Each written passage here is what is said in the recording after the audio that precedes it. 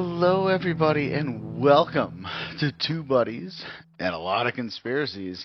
And I will say, you look pretty excited about what you're doing there. I look like I'm kind of like looking forward to retiring soon. Yep. Sounds like that's what's going on right now. It does At least, actually. at least we got our eyes right this time. At least we have eyeballs. Yeah, how about that shit? Hmm. That's kind of nice. I am actually annoyed though because the size of the images are smaller now, and it's even fucking dumber. So I don't know what changed, but like I put in all these different things, and literally it was showing me cartoons back, and I'm like, really? I have to fucking spell it all out now? Yes, realistic human being looking person with that's, and then it's like, oh, okay, here's some slubs for you. I'm like, come on, like this is it, and so. I had to put in athletic as well. I'm like, come on. Unbelievable. So yeah, again, I'll That's probably the put only up one. some of the pictures. It was fucking ridiculous. But yeah, so I did pick white as our color here because we are showing our, just like Eddie here is showing his beautiful smile. We are fluoridating the water for the people. So this is going to be an exciting one. Anything you got before we roll into the topics here? No, no, no. Let's get right into it. Let's do it. Let's do it. So we have made the point of time when we can rent cars, and we supposedly get a discount on car insurance, which I never saw. But we are in fact at chapters 25, fluoride, and 26, Vincent Foster. What do you know about either of those topics, Mr. Eddy? Fluoride, I've heard about it. Like I don't know Like how can I say it? So Like I don't know too let me much ask you about it. this: do you think fluoride helps your teeth? I don't think so. You don't think so? Okay. Do you think it's Mm-mm. bad for you? What I've heard, yes. Okay. How bad though? It's like bad. Like I don't know if it's terrible, but I just know it's not good for you. Okay. And That's let's what I've heard. I don't know. okay. Like I know like every single toothpaste has it, but Not every majority of them. single one, but Mo- yes, majority Okay. of all of the toothpaste out there all do have fluoride in there. Correct. Yes.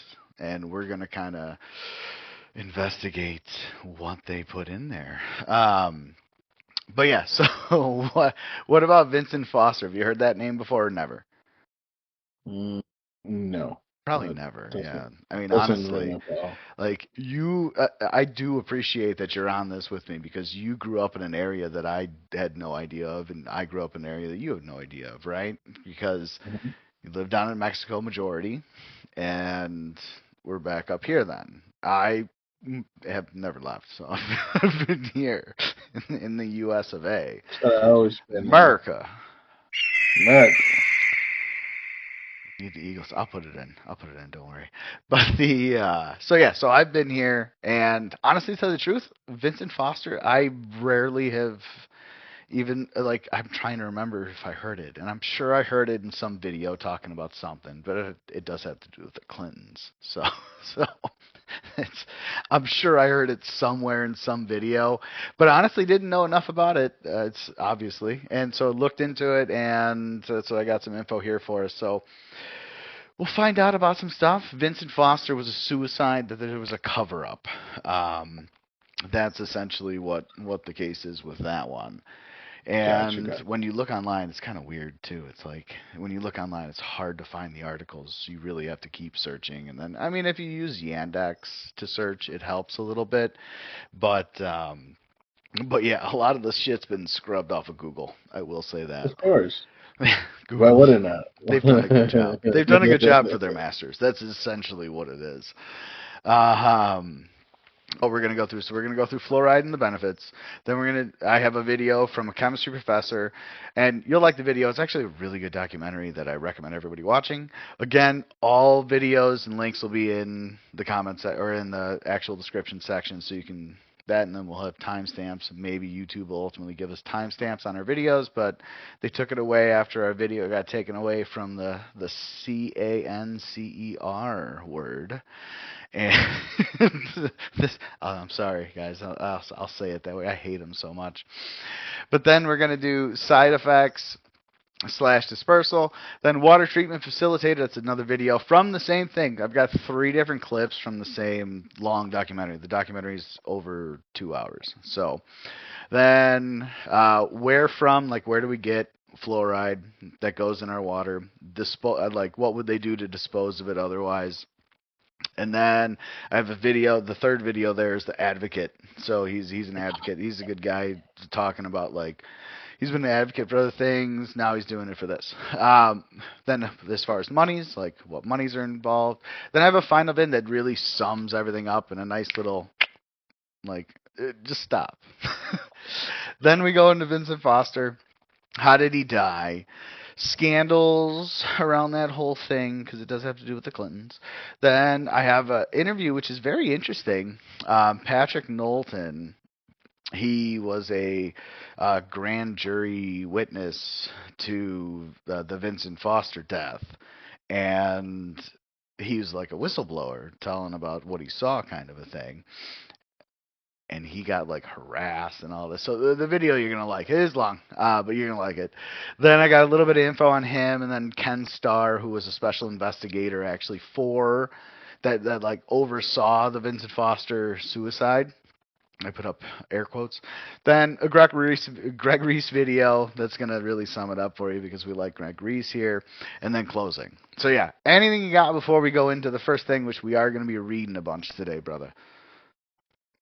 We've been reading a bunch all the Well, you time. know, you got to read. Honestly, to tell you the truth, I do retain things better if I read it. I do. I really do. When I read something, and then if I have a notepad next to me and I take like brief notes on it, it like sticks in my brain. So school fucked me on that. Or they taught me a new way to do it. I don't know. It's up in the air because I'm not for schools. But yeah, so yeah, anything you got before we go? And I'm gonna have you read the No. first thing then. You fuck. Wow. So you're setting me up for failure, I guess. That's it in Nah, your just face. And dude, these are a lot of chemicals coming up, so you're gonna be excited. But yeah, so let's start off before we go into fluoride. Let me actually read from the book. Yeah. yeah. Um, Okay. I'm probably going to do the first 2 paragraphs and then the last 2 paragraphs in its alert level. I think that seems to be like the best because he kind of gives it away sometimes in the first one, but sometimes not. All right, so fluoridation. And then this is a quote on top.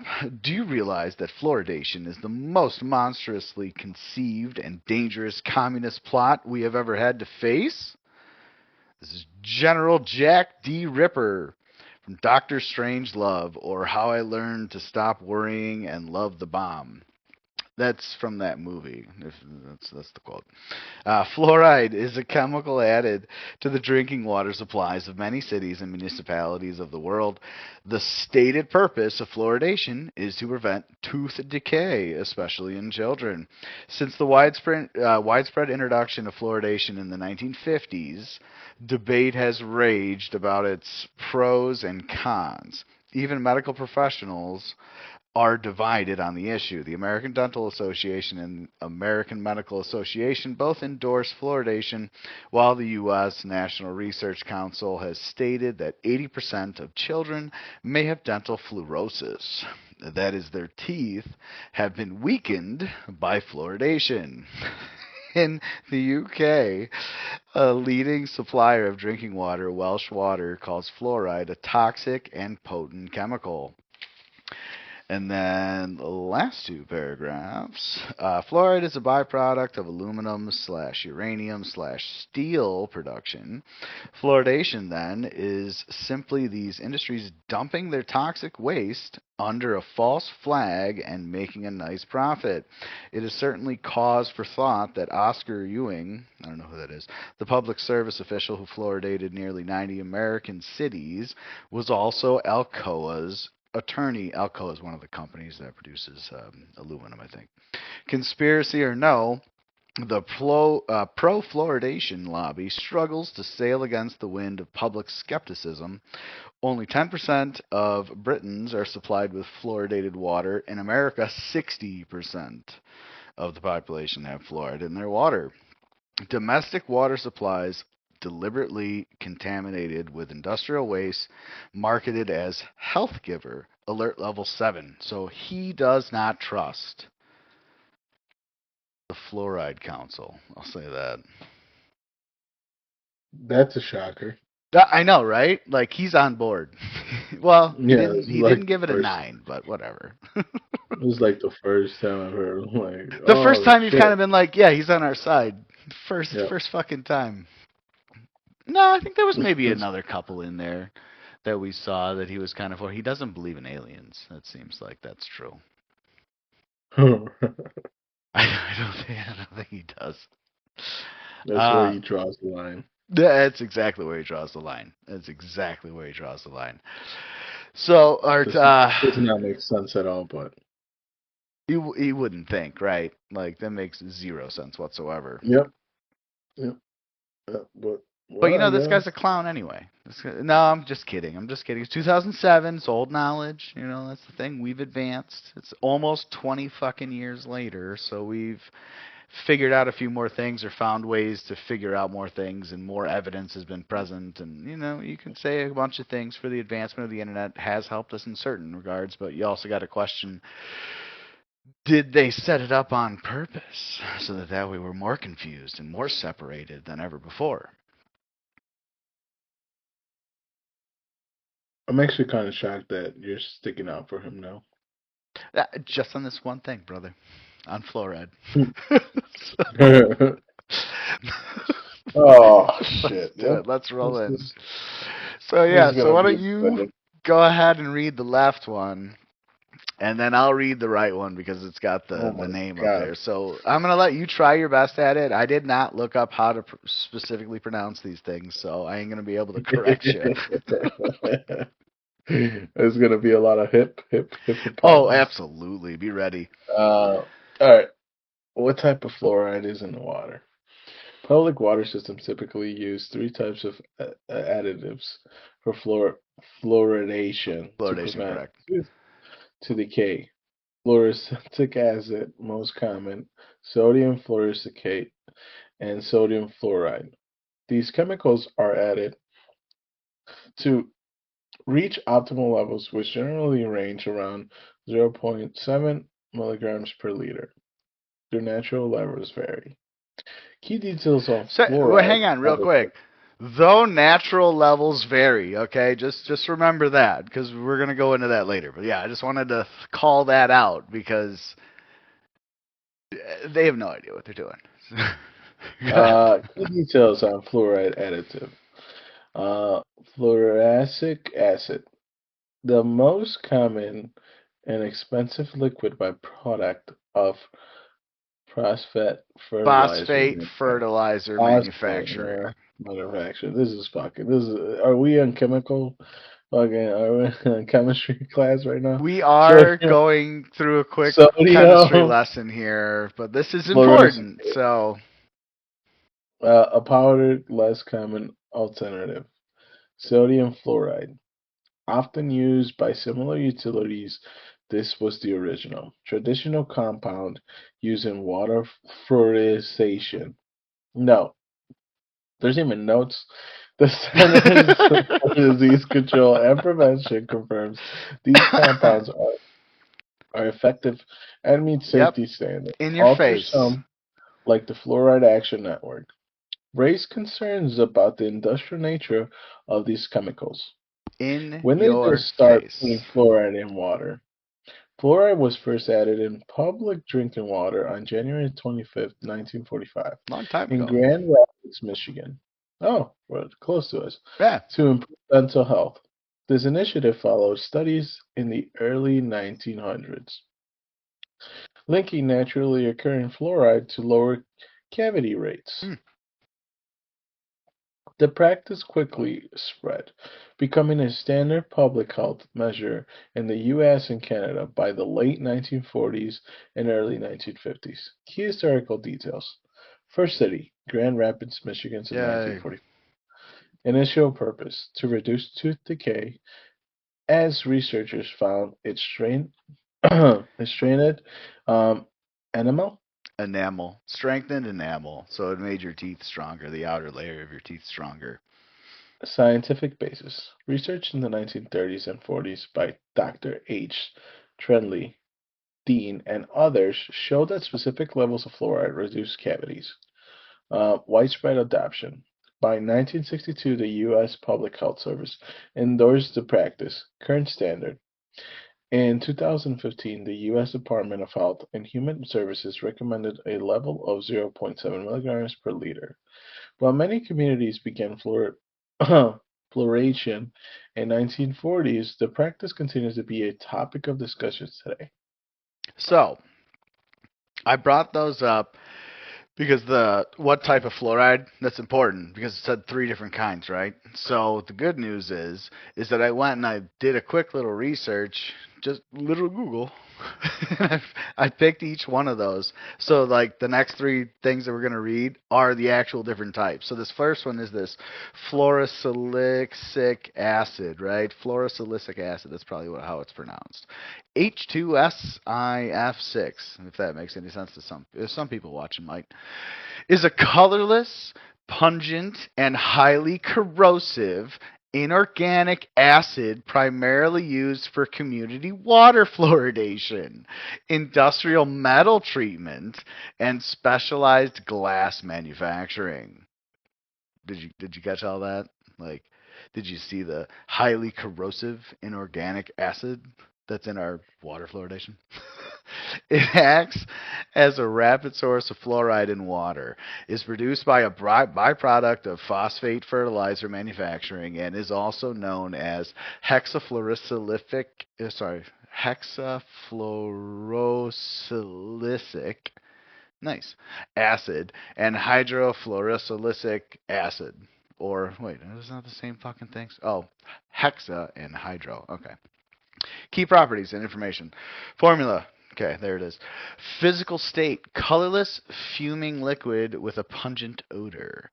Molar mass. So actually, that's a good question because, like, if you ever smell your water smells real bad, it might be like this shit they're using. Molar mass 144. I don't know what that means. G slash mole.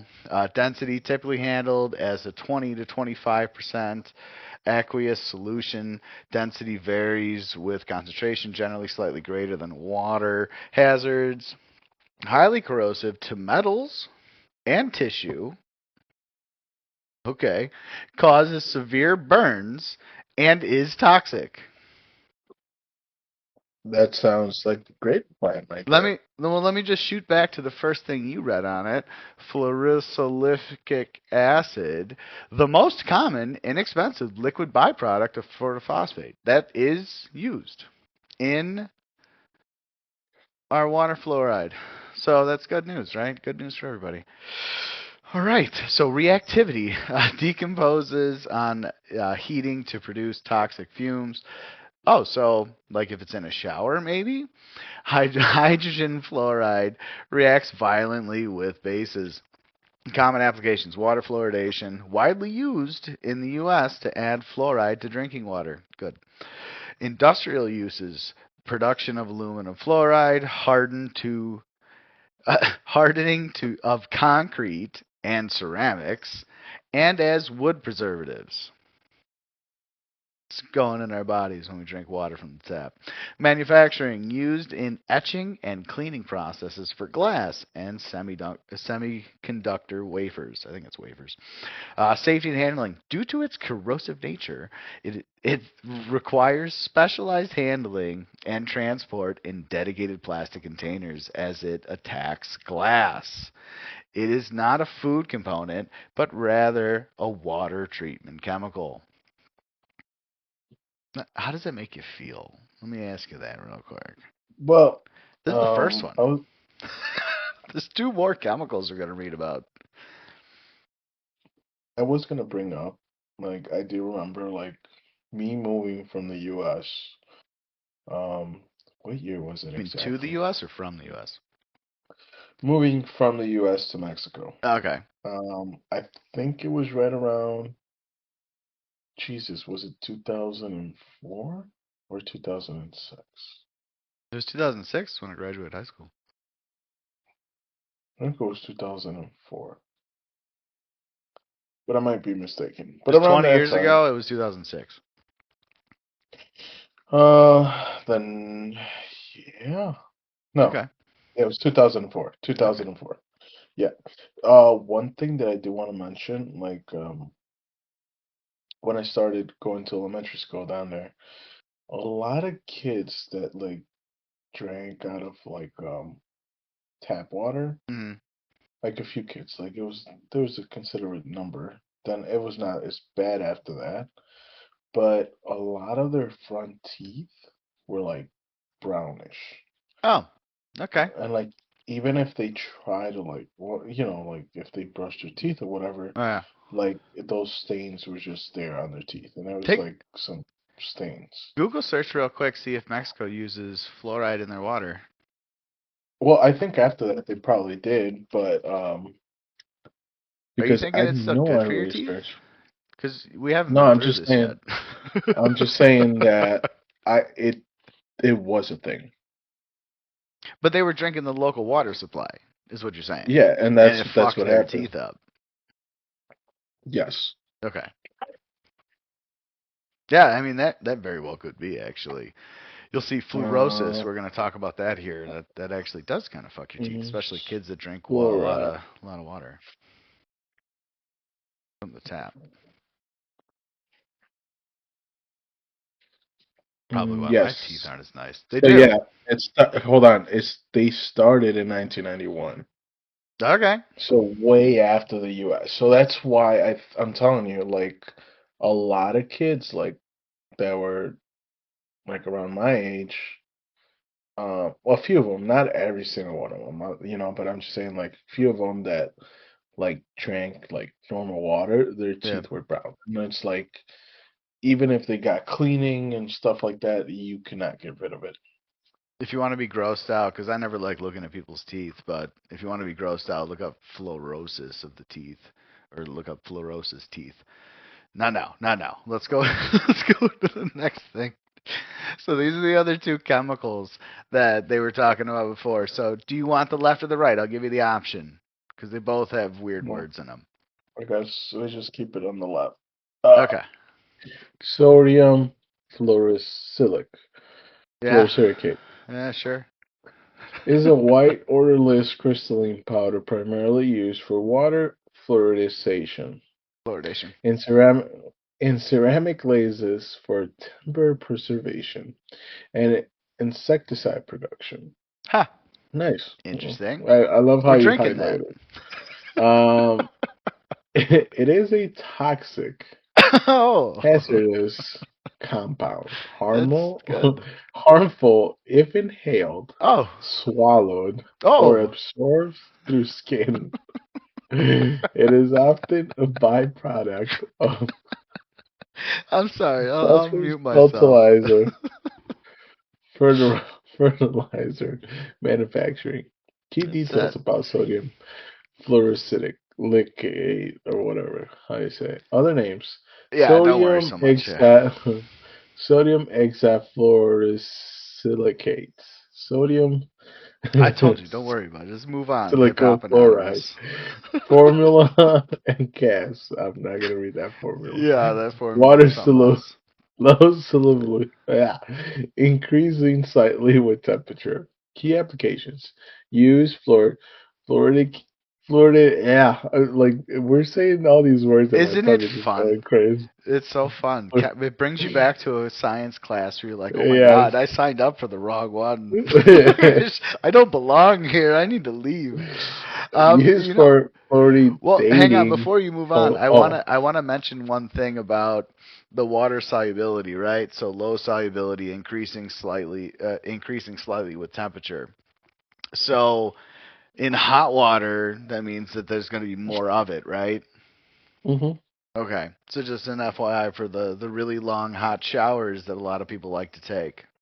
May not want to anymore. So go on. I'm sorry. I love taking hot showers. I know you should stop right now. And you're gonna the last video you're Well, gonna be like, oh shit. actually, I stopped like doing like hot boiling water like a while ago. Did Like you? now I Okay. do like colder, Nothing like a colder freezing temperature. cold shower, baby. Get a cup, get a Actually, tub believe it or full of not, it ice. wakes. Well, not 100% Dude, ice. I Like, I will never get into a fucking ice cold shower. I had to do that for like a couple days, and I was like, I'm done. Never again. Like this is so cold. It's so annoying. Like I'd rather honestly, if I had to take a really cold like a freezing cold shower every single day, I would rather just grab a bucket and fill it with water and then just like it's sponge fine. myself down with the really cold water. Cuz then at least you're hitting like a small piece of your area and you can clean yourself, it's fine. But yeah, like if I had nothing but really freezing cold, like say I lived in Alaska or something and it was, frozen water all the time, like I would just go, okay, screw it, bucket, grab a sponge. I think that's the way to go. I think so. Sorry, go ahead. All right. So, key applications. Um, Used for fluoridating public water supplies, NSF approved.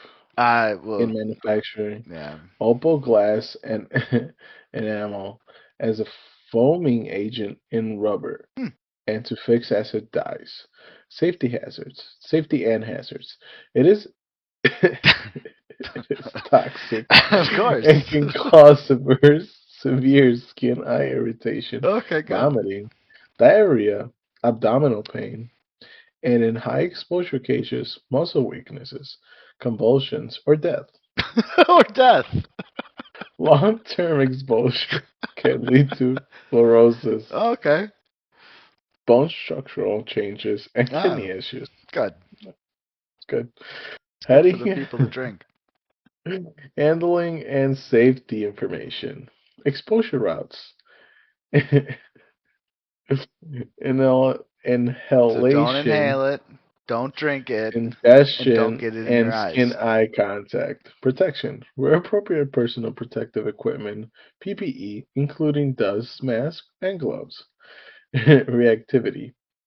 Decomposes at high temperature, 300 Centigrade. 300 Okay. degrees Celsius. Oh Yeah. my God, yeah, like you're gonna, like as a human being, you can tolerate that temperature. Yeah. To So form you shouldn't worry about sodium, that. to form sodium fluoride and silicone tetrafluoride. Common uses: water Water treatment treatment. used as a fluor. It's just fucking comical. But That's like you awesome. see, you read all this shit, how hazardous it is, and it's like, yeah, Uh, it's used for water treatment. for water, Oh, okay. Yeah, keep dumping them uh, in our water.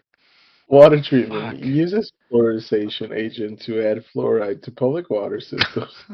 Industry used as a flux in metal galvanizing Galvanizing. and Yeah. a hardening agent for concrete and its manufacturing specialized glass All right. enamel. Agriculture historically used as a insecticide and And rodenticide. yeah. This use has declined. Oh, so Oh, like they're not they doing it as much because they're they, putting it all in the fucking water. they stopped using it to kill animals, but Probably, let's put it in the honestly, it's let's put it in the probably water. well. The reason they stopped using it as an insecticide and rodenticide is probably because people complained that people were getting sick from them using that to kill the rodents and to kill the insects. But yet they Yeah, put it just in the really by fucking touching water. it, like by Yeah, touching it, like just I mean, like the whole thing is just a big fucking joke, and there's no goddamn reason that they should be putting all this shit in our water to fluoridate us. Because the other thing, this is just the beginning, guys. We got a whole lot of shit to go through for fluoride. I want to like fluorides. This is, if people don't know, I'm excited about this. I am one, but two. this is going to be the biggest portion of this because we really need to have people know what the fuck is in our water. It's a big fucking problem. Because Eddie, you don't really know too much about what's the water. It's just you know the issue is you bathe in it, you drink somewhat from it, right? You probably drink a lot more bottled water, don't you? Yes, I do. You have a Well, you have a coffee not, maker at not the house. no, I don't ever really drink coffee. That's right. Um, Eddie's not an adult. I am an adult. Fucking, I don't need coffee to survive. That's the problem. Like majority of people. What do you mean majority Uh, of the people? I mean, everybody probably could exist without coffee, but I enjoy my coffee. I have a few cups in the like morning. even when I was in college and I had like late night like days, well legit I don't know why like I never enjoyed coffee that much. Like Okay. don't get me wrong, once in a while, Well, it but does it was taste like shitty, this. especially when you Like it start. was like if I had a coffee that I enjoyed, it was like a fucking coffee with a bunch of sugar in it. Oh yeah, it's like So, a child's coffee or something. but like let's Six say cups just of black sugar. coffee, like black coffee, I will take it sometimes because of the caffeine, but did I enjoy it? Absolutely not. Okay, good. I But love good black coffee. Go ahead. but yeah, like I don't know, like I never needed coffee to stay up. Like I will rather just have like an ice, like cold water jug, and that Mm, will keep me up through the night. fluoride, baby. No, no, no, no, no, no. It was Hey, purified water. here's the thing. Okay, so pure. So It was like bottled water. Yes, like there is an issue though because some of the water supplies that they get them from are going like if you get a local municipal water supply, just look up that town or look up that county, and you'll see that they probably have fluoride in the water. So there's probably trace elements, and I'm just as guilty because I buy purified water because it's supposed to be reverse osmosis, and that's supposed to eliminate all the chemicals, blah blah blah. None of the waters that I buy have any like added fluoride, which is good, but I'm sure there's trace elements in there because I mean, it's a chemical. Have you ever poured anything in water? what do you mean? Have you ever poured like a powder in water or another liquid in Yeah, of water? course. Does it Yeah, not dissipate like crazy? yeah, sometimes. Like have you ever put like a mixed drink or a mixed something in your glass, right? Finished it and then poured something else in there, or even just poured it out and then poured something else in there without literally rinsing and washing out your mug. It tastes the same as the thing you had in there before. Yeah. Yeah, so the water dissipates and it just pulls all the way through. So you're getting trace elements of fluoride in a lot of different things. And then also whenever you go to a store to get a drink, it probably is used local water, so that's probably got fluoride too. So there's a lot of fluoride out there in all these water products. You'll see it's crazy. It is crazy. But yeah, so let me read the last one here. This is the third, Bonkers. huh? It's bonkers. It really is bonkers, man. Um, Let me read this third. This is the third element that they use to fluoride the water, and this is sodium fluoride, NaF, and lowercase a, capital F, is an inorganic chemical compound, a white water-soluble solid, primarily used to strengthen tooth enamel, prevents cavities, and fluoridate water. It works by reducing enamel solubility in acid and inhibiting bacterial metabolism. While safe in low, controlled amounts for dental health, high exposure can cause side effects like nausea, vomiting, stomach pain, or rarely fluorosis. And that's where I was just mentioning to you as far as like when you pour something in water, like it dissipates. It goes through everything. So who's to say we're really getting controlled amounts per glass when you hit the faucet? But yeah, so key aspects of sodium fluoride formula. Okay.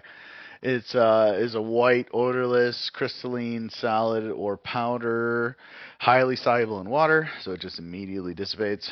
Dental benefits: it is a key ingredient in toothpaste, varnishes, and mouth rinses to prevent dental caries, cavities. Why don't they just say call? Why don't you just call it cavities? By strengthening tooth enamel. Other uses, in addition to water fluoridation, it is used in insecticides, wood preservatives, and cleaning compounds. All three of these are something to do with wood, preserving wood, cleaning wood, insecticides, pesticides, and cleaning glass or cleaning different things. So, like, literally, you could take your Windex from underneath your sink and just pour that in, and you might be safer. So yeah, so potential side effects. Overdose or excessive ingestion can cause severe stomach pain, nausea, vomiting, diarrhea, and in severe high level exposure, skeletal damage. Safety precautions. Use only as directed. Keep away from children, as high doses are toxic. Okay, good. Mechanism of action. Sodium fluoride helps remineralize tooth surfaces. It binds to calcium ions in the hydroxyapatite apatite, I think it was right the first time, of tooth enamel, making the teeth more resistant to acid erosion from bacteria and plaque. Common applications: toothpaste, usually found in toothpaste to prevent decay. Professional care, used by dentists in high concentration. Varnishes, gels or foams for intense enamel protection. All there, baby. Water fluoridation, added to public water supply to promote oral health. Potential side effects and safety. Minor side effects rare, but may include temporary tooth staining. That's what you saw down there. Or mouth irritation, overdose symptoms: nausea, vomiting, abdominal pain, increased saliva, and muscle weakness. Safety: while safe for topical dental use, ingestion of high concentrations is toxic and requires immediate medical attention.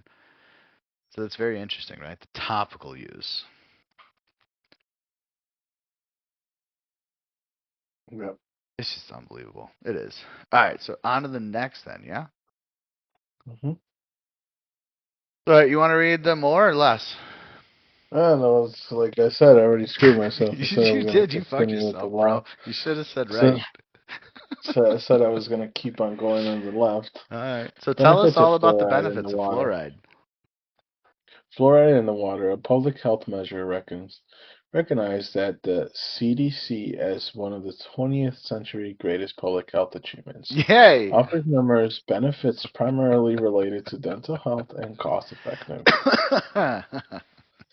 Health benefits.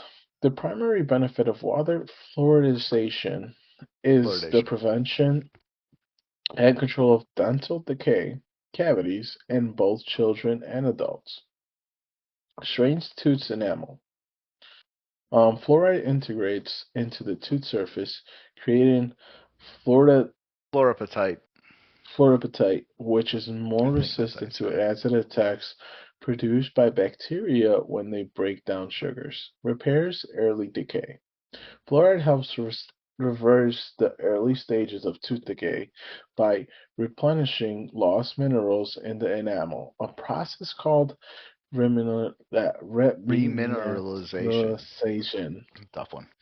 Reduces cavities. Studies show that community water fluoridation can reduce tooth decay by about 25% in children and adults, even with widespread access to the fluoride sources like toothpaste. Wait, it's only Protects all ages. 25%? They're doing this for only 25% of the population? Well, remember, it's like with cars, you know how they did the idle stop? It's because it Because of saves 25 zero idiots point save, like, well, no, that's not zero even like a point. thing. No, I know, but I'm just saying like they implemented it in every single car just because it saved like 0.0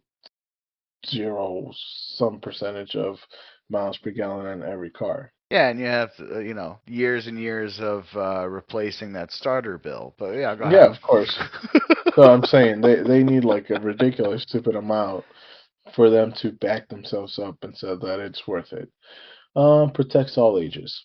While fluoride is important for straightening the permanent teeth as they develop in young children, adults also benefit from a consistent low level of fluoride in saliva that results from drinking fluoride water throughout the day. It sounds perfect. Improves overall health by preventing painful dental issues. Fluorization helps reduce missed school and work hours Oh, good.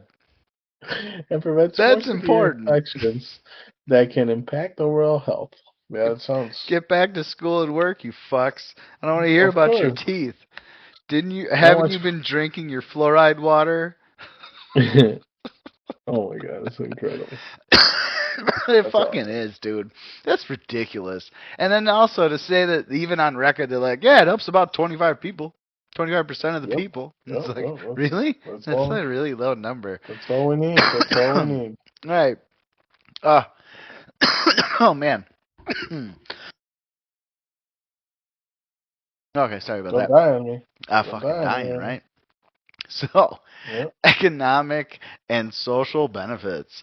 So, water fluoridation is considered an effective and equitable public health intervention.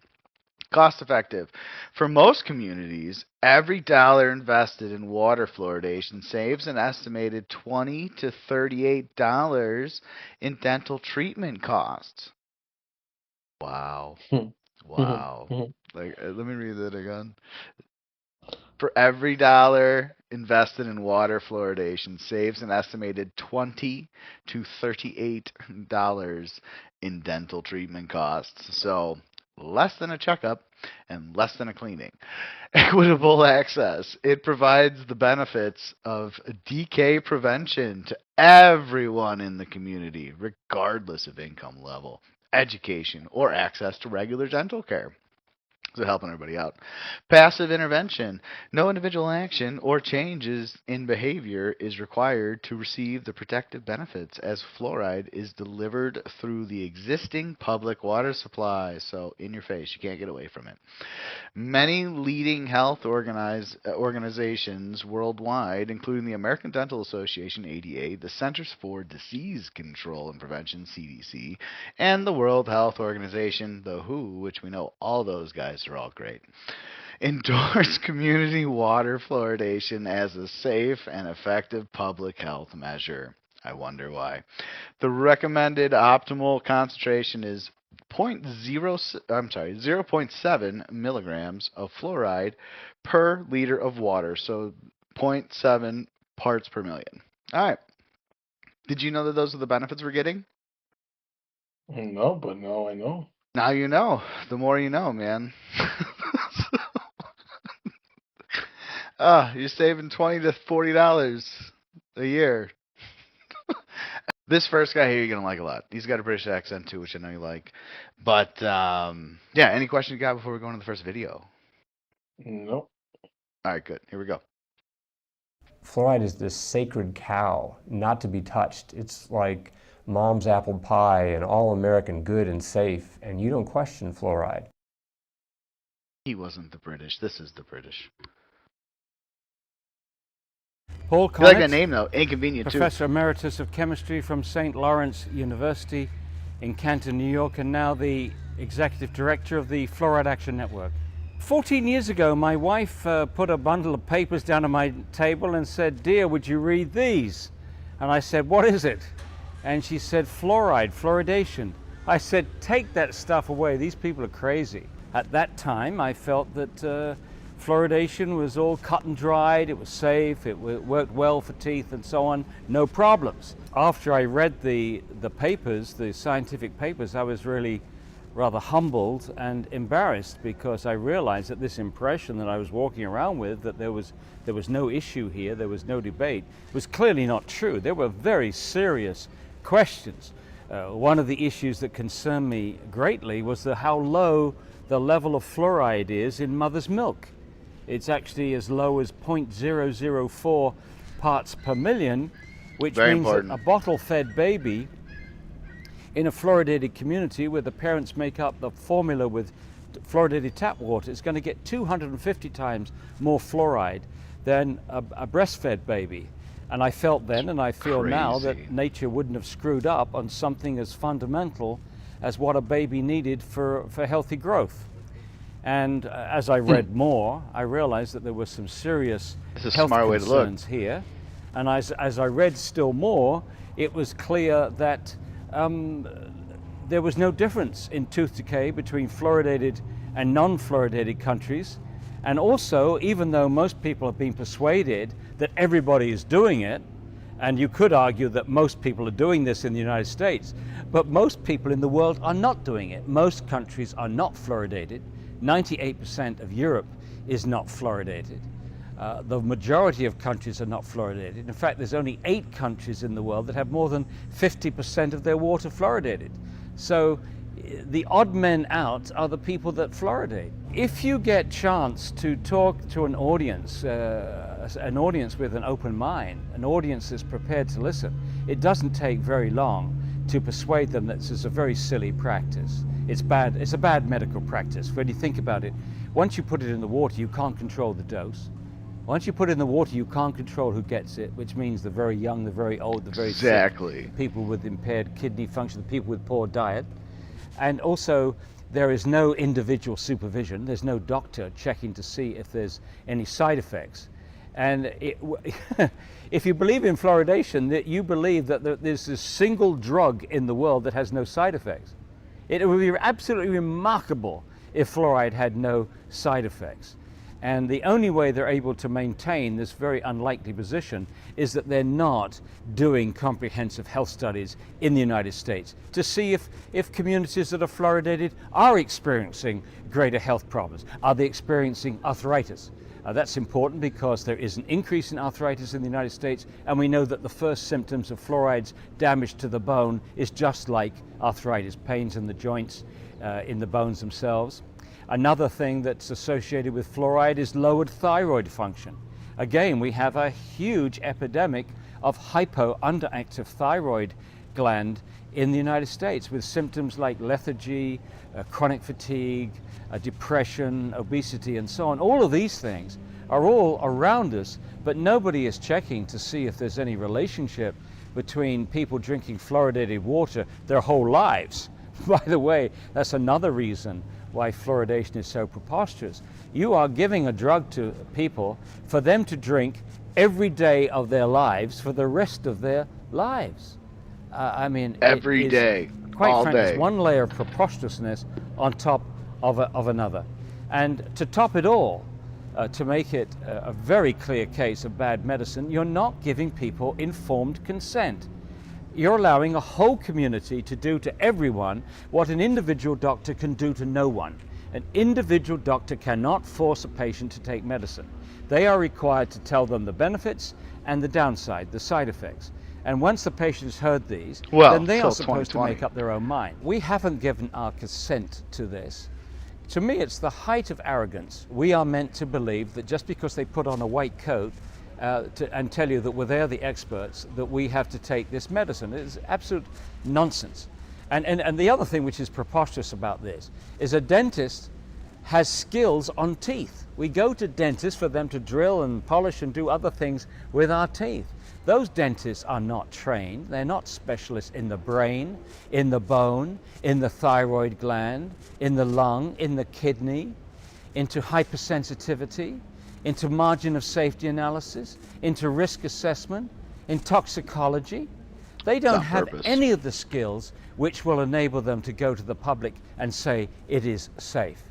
They haven't done the reading, they don't have the skills. It's as I say, it's the height of arrogance. The Centers for Disease Control and Prevention only has one division involved with the fluoridation issue, and this is the Oral Health Division. About 30 staff. If you look at their qualifications, they're nearly all dentally trained, and their function is to promote fluoridation. It's been the policy of the US Public Health Service to endorse fluoridation and promote fluoridation since 1950. And all they're doing is to promote it. And they do it very aggressively. They send their personnel to state legislatures and support mandatory fluoridation. So they're very aggressive and enthusiastic about this practice, and they promote it. And therefore they have a huge conflict of interest when it comes to a question of whether this practice that they have promoted for 60 years, whether they have a conflict of interest when they tell you that the process is effective and safe. This is what is very peculiar, because as the evidence of effectiveness gets weaker and weaker, as they admit now that the mechanism, they got the mechanism wrong for over 50 years. For over 50 years they thought that the baby had to swallow the fluoride and the fluoride would be incorporated in the growing enamel. So when the teeth erupted through the gums, they would be harder and more protected against acid attack. They now say no, it doesn't work that way. It works topically, it works from the outside of the tooth. So they've changed the mechanism. Well, as this evidence for lack of benefit and the evidence of harm gets stronger, they seem to want to fluoridate more. They seem to, right now, they want to introduce mandatory fluoridation in Oregon, in Pennsylvania. They've talked about Massachusetts. They've just got it through Louisiana. They've just got it through Nebraska, mandatory fluoridation. In Australia, they've just got mandatory fluoridation through in Queensland. In Victoria, they're forcing it on communities without even giving them a chance to vote on it. And it's puzzling why they continue to promote this so aggressively. And a lot of people have asked, where's the money in this? Follow the money. Well, it's difficult, there are many industrial interests that use fluoride. They may be worried about liability. We have sugar interests. They've always wanted to reduce tooth decay without reducing sugar consumption. So for them, fluoride was the magic bullet. We have the pharmaceutical industry and others using fluoride in dental products. They may be worried about liabilities.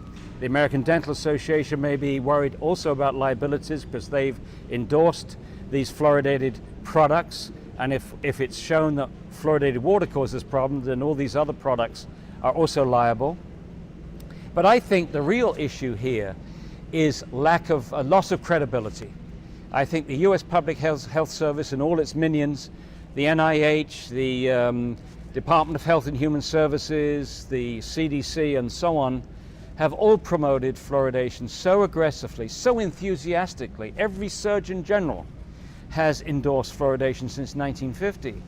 And I think now they feel that if they admit that they were wrong, that this is going to harm their other public health projects. My advice to them is the way to minimize liabilities is to stop fluoridation in the name of the precautionary principle. That way you don't admit to anything. You're not saying we think that fluoride damages bones and that's why we're stopping, because if you did it that way, then the lawyers would be jumping up and down across the country and having lawsuits for everybody who's had a hip fracture, everybody's got arthritis. Should still happen. Everybody's got lowered thyroid function. So I think that's the way. As Bill Hersey at the EPA said it very well. He says they're riding a tiger and they don't know how to get off. They've told everybody for years that it's safe and effective, and it's neither. But they don't know how to admit up to that. But as I say, I think a careful application of the precautionary principle would get them out of a tight corner. You've got two choices. Either they're aware but they're frightened of telling the public and admitting this, or they're totally, utterly incompetent. They can't read. I mean, all you've got to do is to read the literature. The open literature, there's a lot on fluoride's damage to the bone. There's a huge amount of literature now on fluoride's damage to the brain. And incidentally, there is no argument about fluoride's ability to damage the body. It's a known highly toxic substance. Millions of people worldwide have had their bones wrecked and other tissues impacted by natural fluoride. We've known forever that it interferes with enzymes, interferes with other aspects of biology and biochemistry. And it's also very clear and well established in literally hundreds of articles from India and China and other parts of the world which have high natural levels that people's lives have been ruined by exposure to fluoride. Skeletal fluorosis, damage to the brain, damage to the kidney and other things, well established. The only argument that's left is there an adequate margin of safety between the levels which cause this harm in the literature, and the levels at which people are exposed in a fluoridated community. Now, I would state quite clearly and categorically that there is no adequate margin of safety to protect everyone in society drinking fluoridated water. So it's a practice that should be ended as soon as possible. And it's not as if we don't know that it's harming people. There are 32% of American children, and this is a study conducted by the Center of Disease Control in 2005, admits that 32% of American children have dental fluorosis, which indicates they have been overexposed to fluoride. Not just in 41% fluoridated now. water, but from all sources of fluoride, dental products, air pollution, some foodstuffs, and of course fluoride in water. And also fluoride in the foods and beverages which have been prepared with fluoridated water. You add all that up, and our kids are being overexposed to fluoride. And their gamble, always they say that dental fluorosis is a cosmetic effect. Nonsense. It's the first indication that the body is being poisoned by fluoride. And the open question is, what other tissues have been damaged? You know, as far as thyroid function is concerned, doctors in Europe between the 1930s and the 1950s used to give patients sodium fluoride tablets to lower the activity of the thyroid gland. What's it going to do to somebody who's has normal thyroid function, or someone who's already got low thyroid function or borderline thyroid function? I think it's reasonable to suggest that it could make things worse. And yet they're not looking at that. It's reprehensible, it's irresponsible, but it all goes to point to the fact that right now they're more interested in protecting this policy and their credibility than they are interested in protecting the health of the citizens of this country and the other citizens in other fluoridated countries. The EPA has no jurisdiction per se over water fluoridation because they don't have any jurisdiction over the additives, the chemicals added to water. That comes under the National Sanitation Foundation, a private entity, would you believe. What the EPA does is to regulate pollutants or contaminants of the water. They set a safe standard for any contaminant, any material that's likely to end up in the water when water percolates through rocks. So there's a standard for arsenic, there's a standard for lead, and there is also a standard for fluoride. And since 1986, that standard has been 4 parts per million. And the National Research Council, who did their review at the request of the EPA and funded by the EPA, after 2.5 years came back and said the 4 parts per million standard is not protective of health, and you should do a new health risk assessment to determine a safe MCLG. MCLG stands for maximum contaminant level goal. That is the safe standard based upon the best science with an appropriate safety margin put in to protect everyone, because the Safe Drinking Water Act should protect everyone, the standard. Yeah. Well, after 4 years plus, the EPA has not done that, and yet the calculations are relatively simple. The National Research Council did all the work that they were requested to do. Nearly all the endpoints that they need are there. The levels which cause those endpoints are there. All they have to do is to take those endpoints and apply standard procedures. And if they would do that, then the MCLG that they would come up with would be far less than 1 part per million. And of course, if they did that, it's the end of water fluoridation. So the EPA, if they did their job, would be able to end water fluoridation tomorrow. But you can imagine in Washington, if that happened, it would be like a volcano from the US Public Health Service. So right now we believe that the US Public Health Service is trying to keep the lid on the EPA to not, or delay and delay and delay that final determination of the MCLG. Well, you know, in the last couple of years, we have a new president. And one of the things that President Obama has said is, I want to see scientific integrity and transparency in our regulatory agencies. I want them to do their jobs honestly, because of all the scandals about industry influence and pressure, the pharmaceutical industry on NIH, on CDC, and so on. And so what we need is for President Obama to match this beautiful sounding rhetoric with reality. And the quickest place to do that is with the EPA. So we need President Obama to say to the EPA, do your job. Do your job scientifically, do your job honestly. Let's have a safe MCLG And one extra thing, I will protect any scientist at the EPA that does this honest job. You will not be fired under my watch. You won't lose your pension, you won't lose your promotion, you won't be fired, you won't be harassed or penalized in any way. And it's sad to have to even suggest that that might be necessary, but we've had situations in the past where scientists of the EPA have been fired because they were outspoken on aspects of fluoride's toxicity. So there we have it. We could be ending fluoridation tomorrow if the EPA did its job, or even more importantly, if the President of the United States instructed the EPA to do its job and protect the American people, and instead of trying to protect the backsides of the bureaucrats working in the US Public Health Service. It's not just the future of water fluoridation that I'm concerned about. I am concerned about the future role of honest science in government. And I think that's the serious thing. When you drive a wedge between honest science and public health policy, and the public's trust, I don't think we can afford to lose any more public's trust on our agencies. I think the public has lost trust in politicians. I think now everybody believes that politicians, spin things. They have agencies, PR firms, which spin everything. But I think the average citizen expects, and certainly has the right to expect, that the bureaucrats that are working in these regulatory agencies do not spin, do not massage the data, that they do everything honest that they can, so that when they provide the reports to the political leaders, the leaders have the best science in front of them. They shouldn't be provided reports which have been spun by external interests. In our case, spun by the dental lobby, or spun by the people that don't want to give up this practice from the US Public Health Service. So now that we have a politician who claims that he wants scientific integrity, we need that to be demonstrated. We need it pretty quickly so that we can begin to regain the trust of the American people in the EPA, in the FDA, in the CDC, in the NIH, and all the other agencies.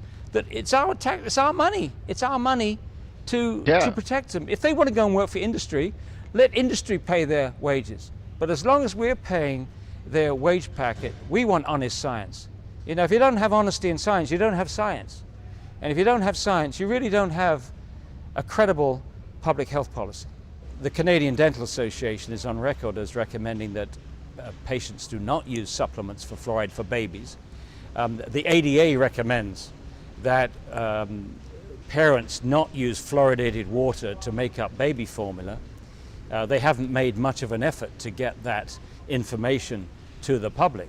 But it's very clear that they have conceded that the major benefit of fluoride is topical, not systemic.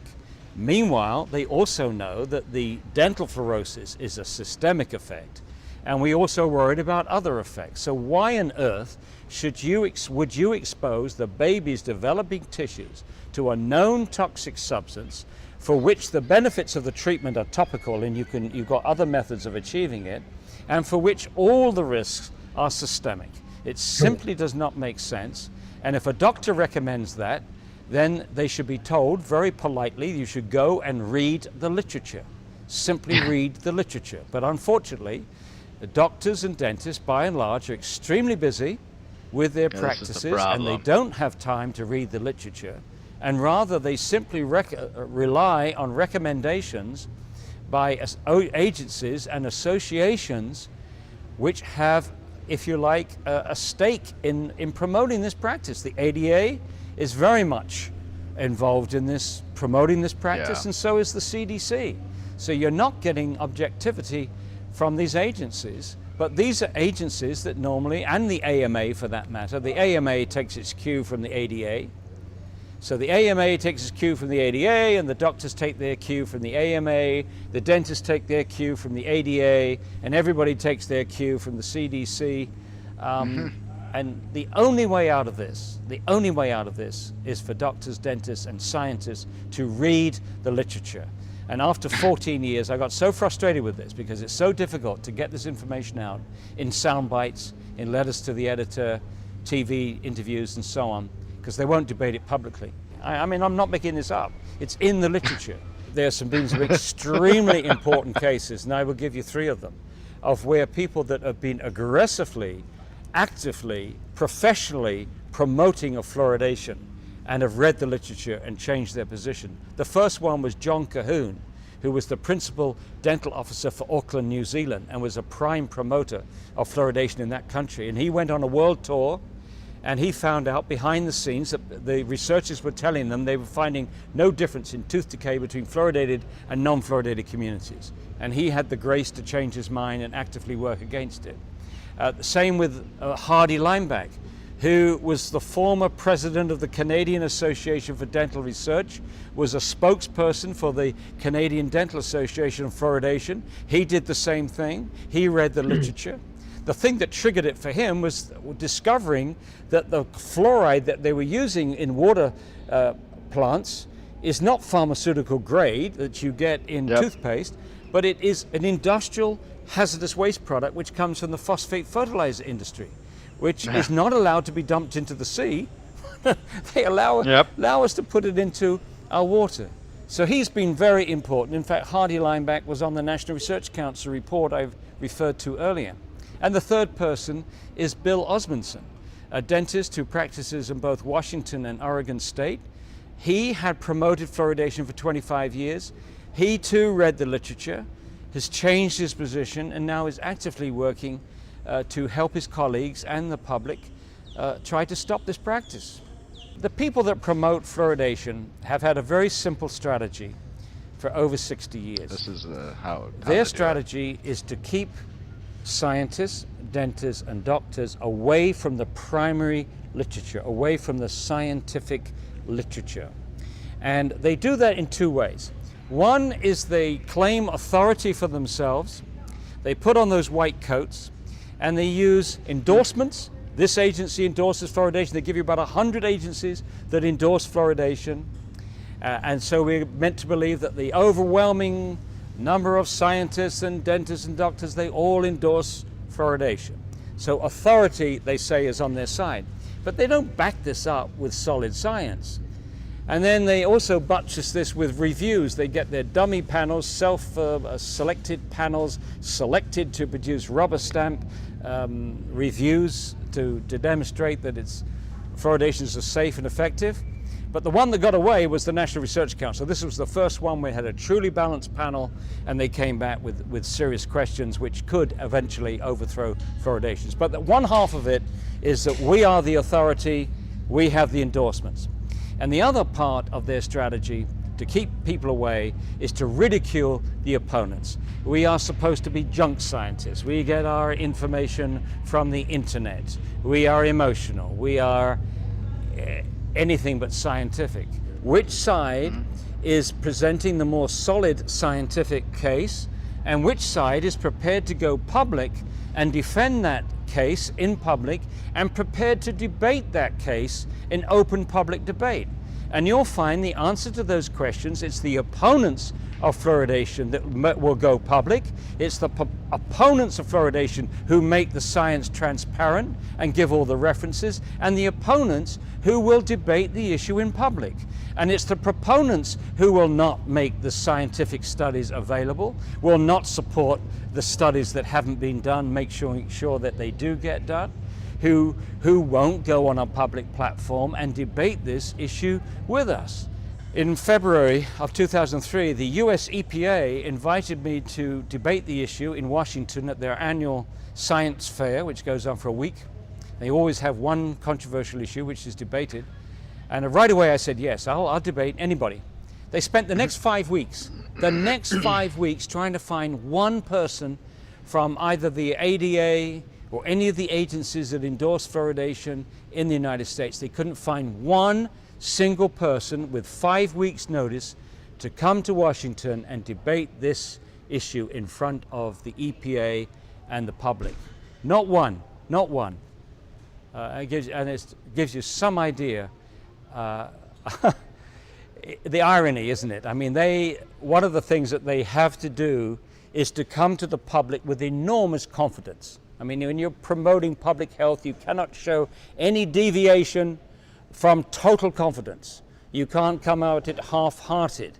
But there's such a gross juxtaposition of this enormous confidence when in a solo platform they promote fluoridation with enormous enthusiasm, and the lack of confidence when it comes to defending their position against someone like myself, and I'm not the only one, on a public platform. I don't think the ethics is complicated.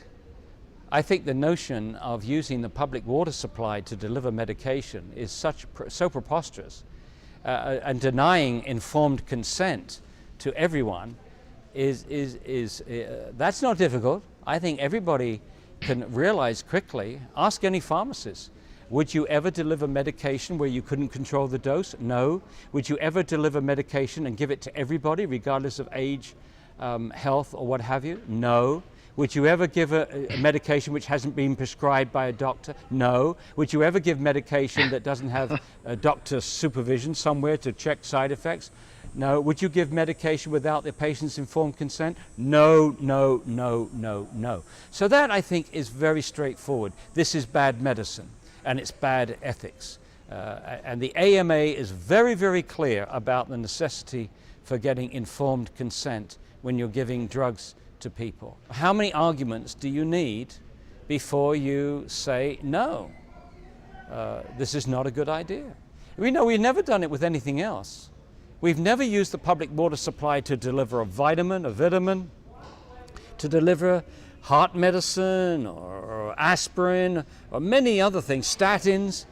There are many other things where maybe some doctors would want everybody to get a small dose of these drugs or vitamins, but they've never ever done it with anything but fluoride. Fluoride got in there early, but it never established a precedent for doing it with anything else, and I think that tells you a lot.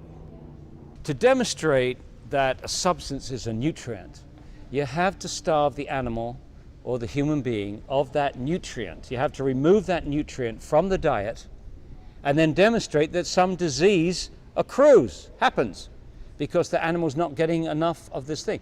If you can't demonstrate that, then you're not dealing with an essential nutrient. Fluoride is not needed for any tissue in the body. Instead of this being one of the top 10 public health achievements of the 20th century, what it actually is, one of the top 10 public health frauds of the 20th century. That's right. I don't use those words lightly. Let me say it again. Fluoridation is one of the 20th century's top public health frauds. This story could have been written by Kafka or Lewis Carroll or Hans Christian Andersen. The emperor has no clothes, remember? I know we're right, and I'm not prepared to keep quiet when I see an injustice here.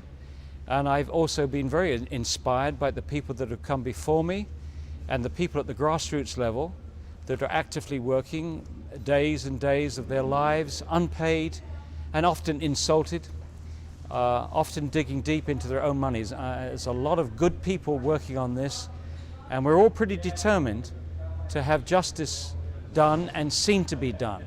And the last thing that we're prepared to do is to lose this by default. If you want to win this argument with us, then do it in open debate. Do it by answering our scientific questions with scientific answers, with all the references attached. Under those circumstances, if those arguments are stronger than ours and we've been based on wrong science, if we've made mistakes and we're wrong, then I'd be glad to admit it. But we're not going to accept this by default. No, we're not going to genuflect before pompous names, or names, these big names, or just because they wear a white coat and say they're the president of this or the president of that or the archbishop of this church or what have you. That's not the way science is done. That was the way science was done in Galileo's time, when the Pope told Galileo, get down on your knees and tell me you don't see sunspots when you look through a telescope. You can't do that anymore. Authorities cannot tell scientists what to find. You have to base your science on what you find, on observations, on data, not on political theories or upholding a policy. That's not science. It doesn't make sense to get to drink it, to put it inside your body if it works topically. If it works topically, then brush your teeth with toothpaste, fluoridated toothpaste. But don't drink it. Don't expose every tissue in the body, and for that matter, don't expose people that don't want it. It makes as much sense to put fluoride into people's drinking water as it would to swallow sun lotion. You would be laughed out of court if you suggested that.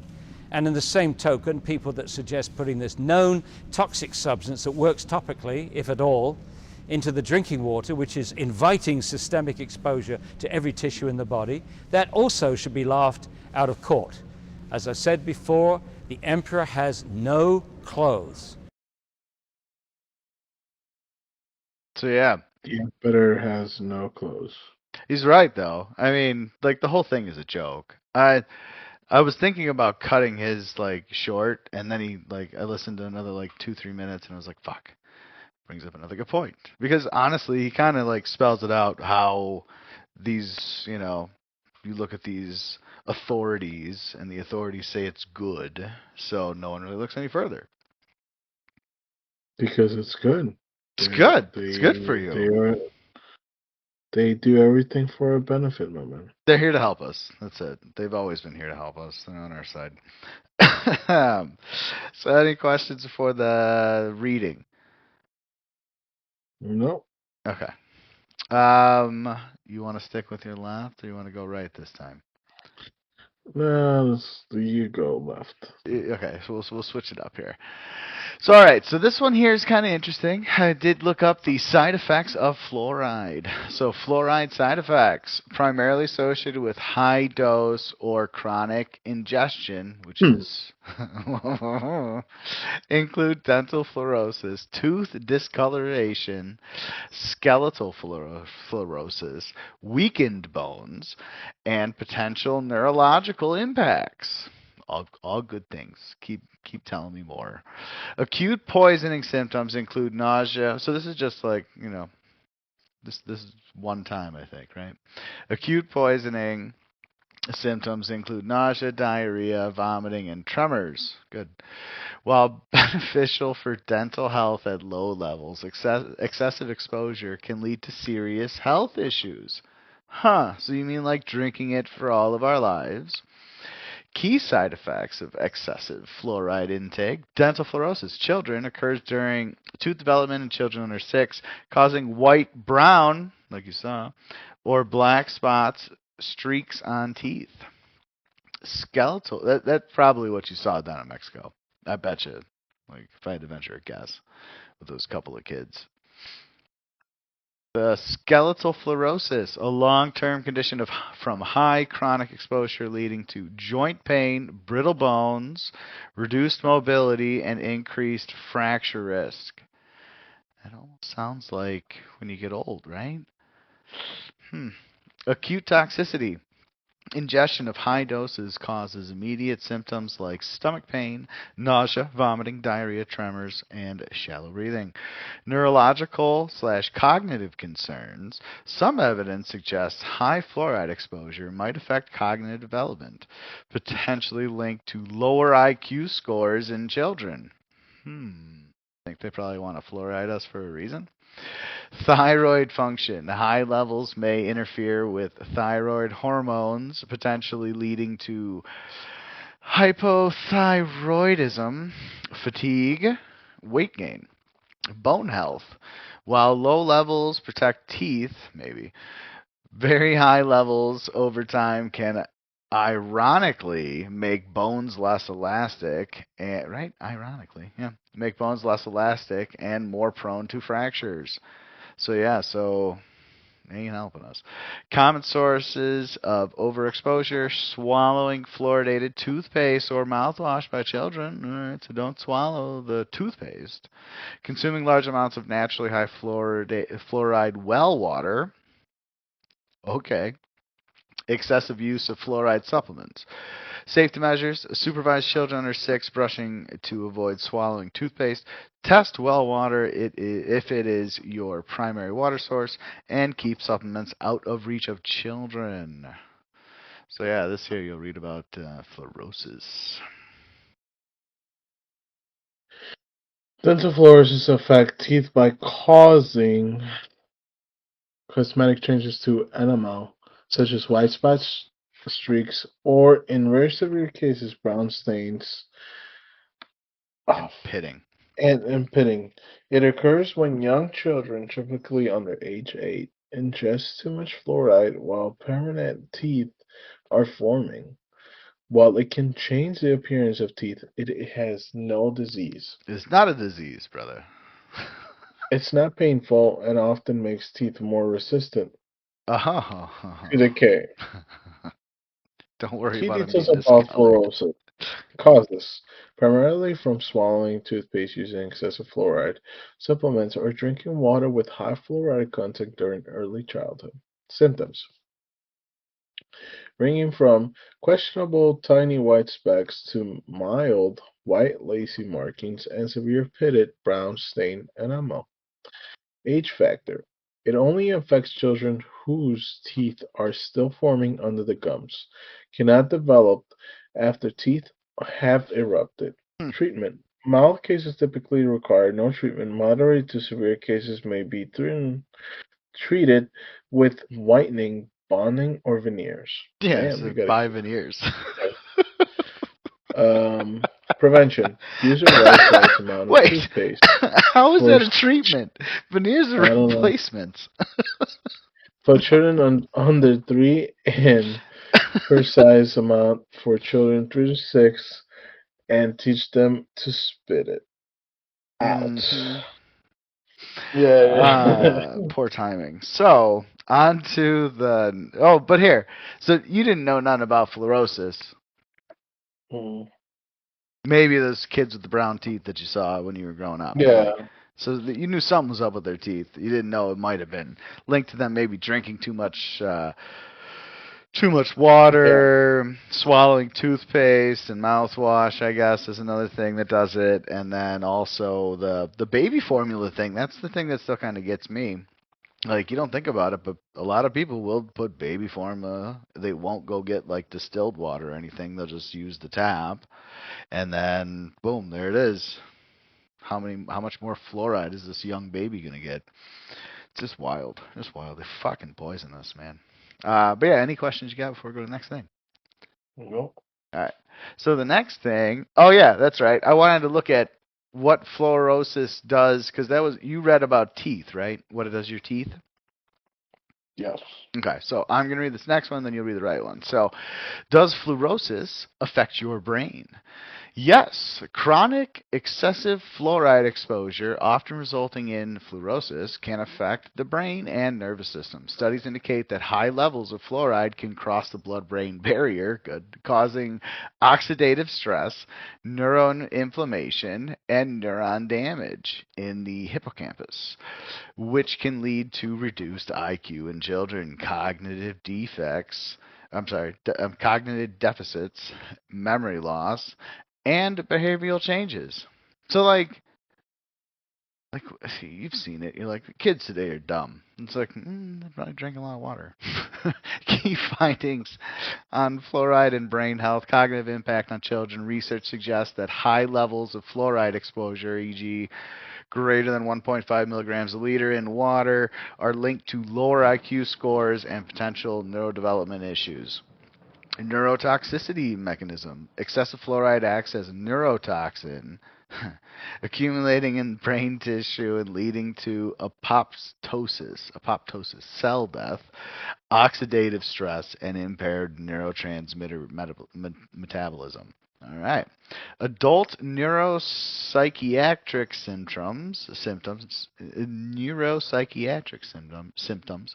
Industrial workers or people in endemic areas with chronic high exposure have reported symptoms like dizziness, drowsiness, headache, memory loss, and concentration difficulties. Neurodegenerative patterns. I'm sure you're happy I read this side. Neurodegenerative pattern studies show that chronic fluorosis can lead to a reduction in neuronal density in the hippocampus, suggesting a pattern of neurodegeneration. It is important to note that these effects are primarily associated with high chronic exposure fluorosis levels rather than the optimal levels of fluoride used for water fluoridation in many regions. However, some studies continue to explore whether even moderate levels might pose risks to developing brains. You know, I am glad they added that last sentence there. But the whole thing's a joke. Like, hey man, like I know what you're reading sounds bad, but like, they're not poisoning you in your water, okay? It's like, are you sure? It seems like they are. Okay. So this here's the next one's the pineal gland, which you know where the pineal gland is. I think we talked about that. I think the last episode. That's your third eye. No, I didn't. You bring it up a lot, but uh, does fluorosis affect your pineal gland? Pineal gland. Research indicates that the pineal gland, which is highly vascularized and sits outside the blood-brain barrier, can accumulate fluoride due to this high calcium hydroxyapatite Sure. content, while some studies link high long-term fluoride exposure to increase calcification and potentially reduce Reduced melatonin, yeah. melatonin production. There is no conclusive human evidence linked standard regulated fluoride levels to pineal dysfunction. Hmm.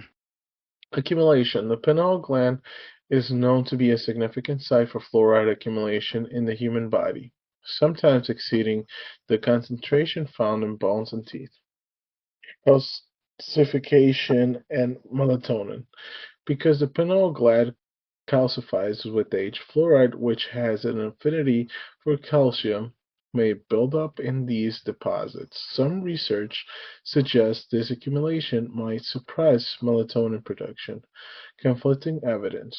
While some studies suggest a link between high fluoride levels, pineal calcification, and potential neurological impacts, others, including the American Dental Association Shocker, these (ADA), guys.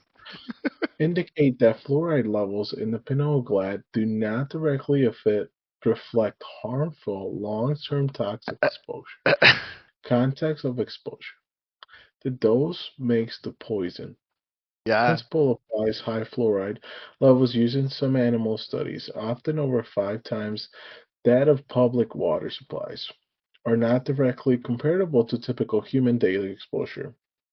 In summary, while fluoride is known to deposit in the pineal gland, scientific Consensus. consensus is divided on whether this causes clinically significant harm at standard levels. So it sounds like they're telling you it does, but it doesn't, but it does. Yeah, it's like yes but no, pretty much. Yes, but no, but yes to that question. Hmm. Okay. All right.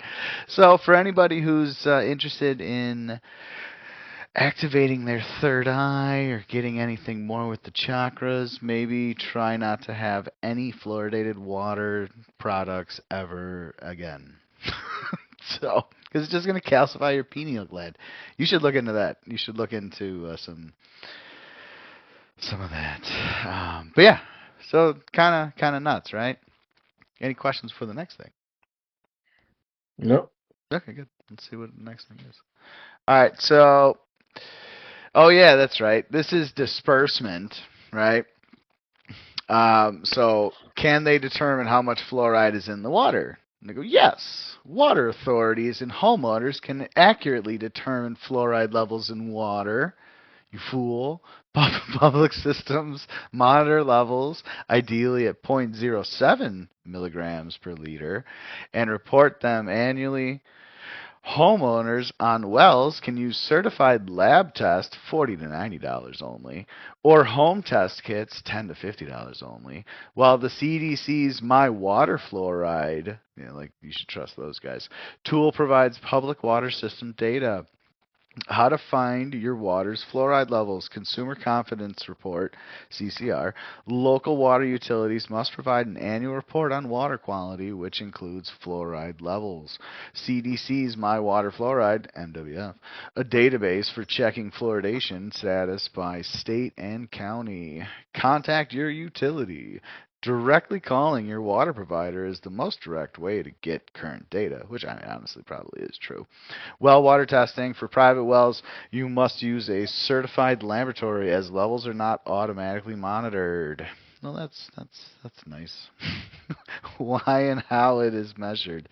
Recommended levels. The recommended level of is 0.7 milligrams per liter to prevent cavities. Just helping you out. High level alerts. Public systems must notify users if fluoride exceeds 2.0 milligrams per liter. Testing methods. Besides lab testing, ion selective electrodes, ISE, are used for precise in-person analysis. If you are on a private well, it is recommended to test your water annually. Yeah, probably makes sense. You probably should actually test it because you never know what's leaking in there. And the next thing is if you pour a chemical in water, does it disperse more than you think? That was the question I was asking earlier because I knew I had this in here. Yes, if you pour a chemical into water, it often disappears and spreads out thoroughly and rapidly than you might expect. Due to the high polar nature of water and constant molecular motion, while it might look like a simple drop, the water molecules immediately begin pulling the substance apart at a microscopical level, leading to rapid, widespread distribution, especially if there's any turbulence. Yeah. Here is why chemicals disperse more than expected. You didn't think you were Universal going to solvent chemistry powder. class, but you are. Because water is highly polar molecular, it acts as universal solvent, meaning it can break down and spread out more substances, especially ionic and polar molecules, than any other liquid. Rapid molecular movement, Brown Wayne Brownian motion. motion. Brownian. The water molecules are consistently moving, dancing, and wiggling. The motion acts like mixer, causing molecules to move from high concentration to low concentration, evenly distributing them throughout the body of water. Instantaneous surface dispersion. When small particles and liquids touch the surface of water, they can immediately form monolayers spreading out of almost instantly. Hydration shells. Water molecules immediately surround the foreign particles solute in the hydration shell, breaking them away from the main bulk and dispersing them. Turbulence factors. Any moving steering, Like flowing pouring speed, water. or even slight currents vastly increases the rate of dispersion compared to just waiting for it to dissolve on its own. Well, it's just like you've used those little powders you pour into a water bottle, right? Yep. Do you just sit there and wait for it, or do you shake it up? So imagine the water filtration system, because that's what we're going to see. We're going to see a guy coming up next that actually is an instructor for the water system. So we'll see that coming up. I think next. But yeah, any questions you got on chemicals here? No. Aren't you excited? You went to chemistry class today. Yeah. So this is the instructor coming up. This first little bit here. Yeah. See the documentary is literally about 3 hours long. I saw one on YouTube that was 4 hours and 40 minutes. I don't understand what the hell that was. But any questions you got before we watch the next video here? Is it 3 hours long? It's not 3 hours long. That first bit there felt a little bit long. It did. This one's shorter. The next guy's shorter, and then the next one's 7 minutes. And then there is another long video. We got one long video in the Vincent Foster side. So just FYI.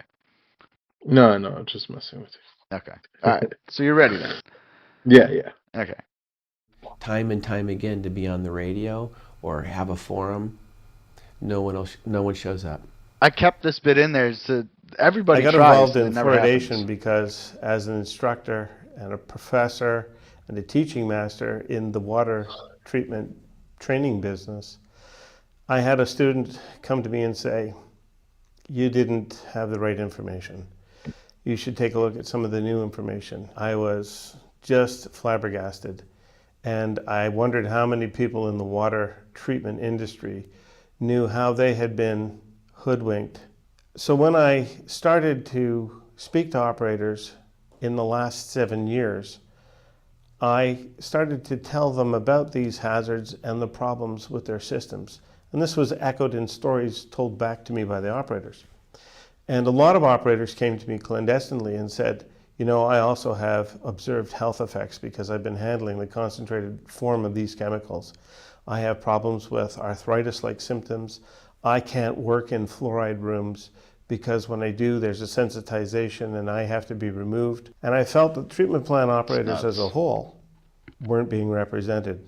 Nobody was listening to them.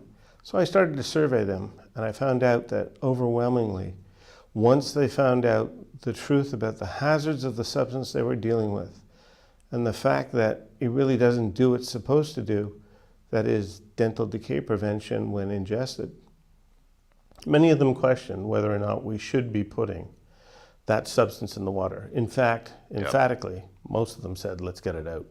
Every time I speak at a public hearing, I'm not seen as some nut job. I'm seen as somebody who teaches their plant employees, the guy who their people get instruction from, and those are the same people in their communities that they rely on to provide safe drinking water. So there's a bit of credibility when I speak, but more importantly, there's awe when they find out the truth of what's going in the drinking water. Hydrofluorosilicic acid, the chemical waste product from the phosphate fertilizer industry. This is a substance that simply goes from a processing plant into a tanker truck and is delivered to a water treatment plant in my community. Yeah, And I didn't know that. My counselors at the time were astonished that this product could even exist.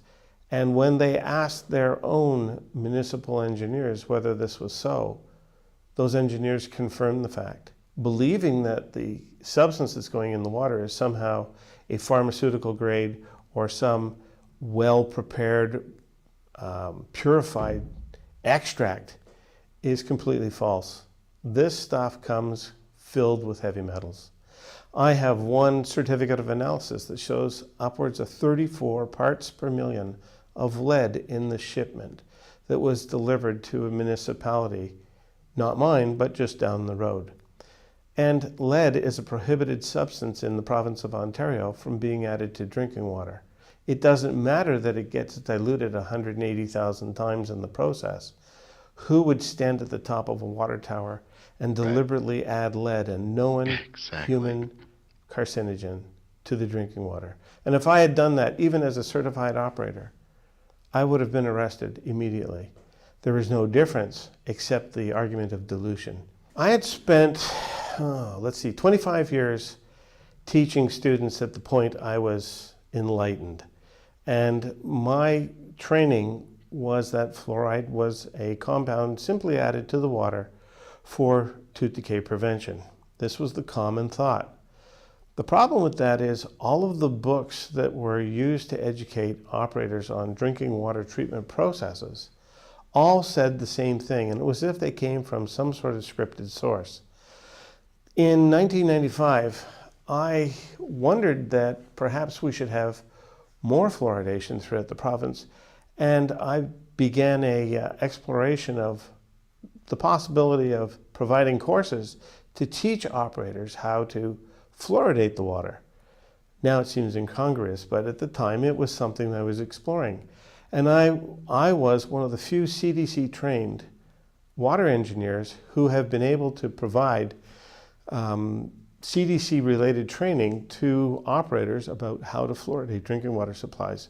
So I wasn't speaking from a point of wilderness. I was speaking from a point of authority with the CDC information fully indoctrinated into my being, going out talking to my students, which were the treatment plant operators.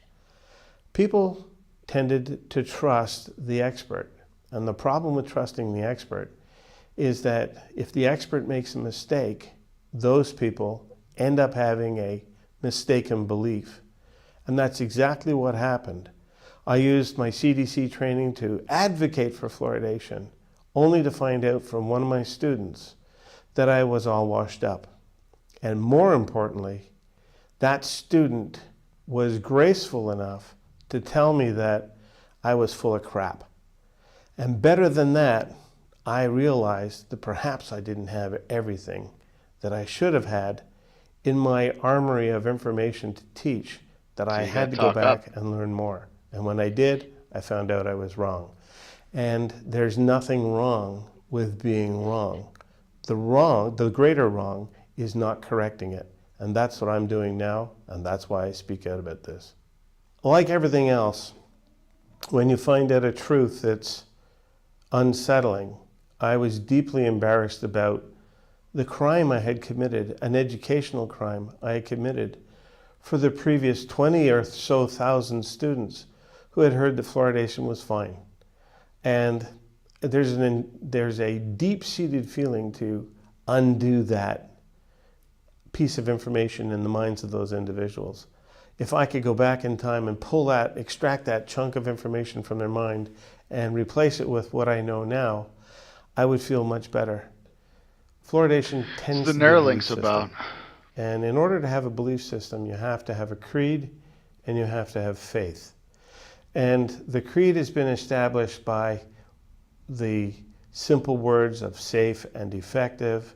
The faith is established by trust us, we're the professionals, we're the doctors, we're the health professionals, we know better. The reality is, once you start to pick away at the basis for the creed, suddenly the faith is eroded. And I suppose my job is to change the creed to the point where the faith's eroded enough that people will abandon the faith, and it'll be one of those faith systems that dissolves away into history.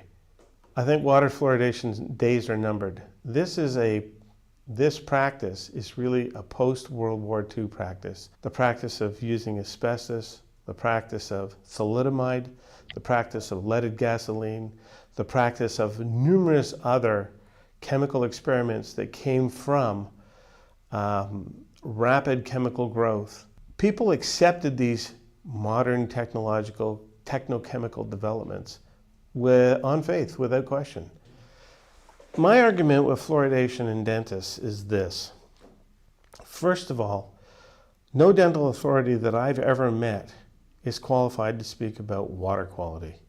And when we're talking about putting hydrofluorosilicic acid as an ingested fluoride product into our bodies through the stomach, with a faint hope that it's going to do something through the saliva on the surface of the teeth, without affecting any other parts of the body, this is just wishful thinking. Yeah. So I have said publicly that if you show me a dentist who's qualified beyond what lies in the human body between the chin and the nose, I'll be glad to listen to them about water quality. But until that point in time, I'm not going to take my direction from dental authorities or dental trade associations or the dental unions about water fluoridation. When they step into the realm of water quality, they're in my world, and they're not qualified to talk about it. 99.5% of all of the fluoride that gets put in with the purported use of treating teeth passes right through into the wastewater stream and back out into the receiving environment. The main component of hydrofluorosilicic acid is water, 75%. The other component, the 25%, is the actual hydrofluorosilicic acid active ingredient.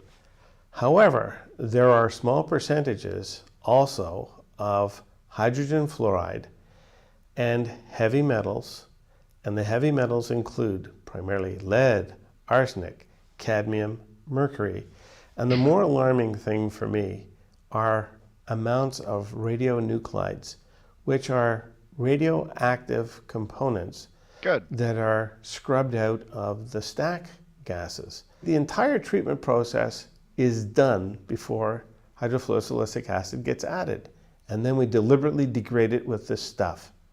And when we degrade the water quality, we are not delivering the best water quality that we are capable of. We're delivering it at some standard that's less. And I believe that my neighbors, my family, my friends, all deserve the best water quality that the technology that we can afford. Yeah. And Paying for it. hydrofluorosilicic acid just goes the wrong way. The problem with this stuff is that we can't dispose of it on the land. We can't dispose of it readily into a receiving stream. So the only other alternative is to find a alternative use for it as a product, or treat the waste on site to neutralize its effect. Well, the treatment of the waste is expensive. It's far more profitable to take it out and truck it around the country and discharge it through the water treatment plants into the water systems, through people's guts, and ultimately back to the water systems, because all of the wastewater that is in the community gets washed down the pipes through the sewage plants and then out into the receiving streams and lakes. If I had the same tanker truck that rolled across the border into Canada from a fluoride phosphate plant in Florida, discharge into the Niagara River its entire load, there would be an environmental disaster. There would be a hue and cry for the driver, the discharger, the owner of the product, the producer, etc. But to do it inside a treatment plant is perfectly legal. So we're creating a situation where we're just going to poison everybody slowly because some industry doesn't want to treat its waste. I mean, he kind of calls it out pretty perfect. Pretty much.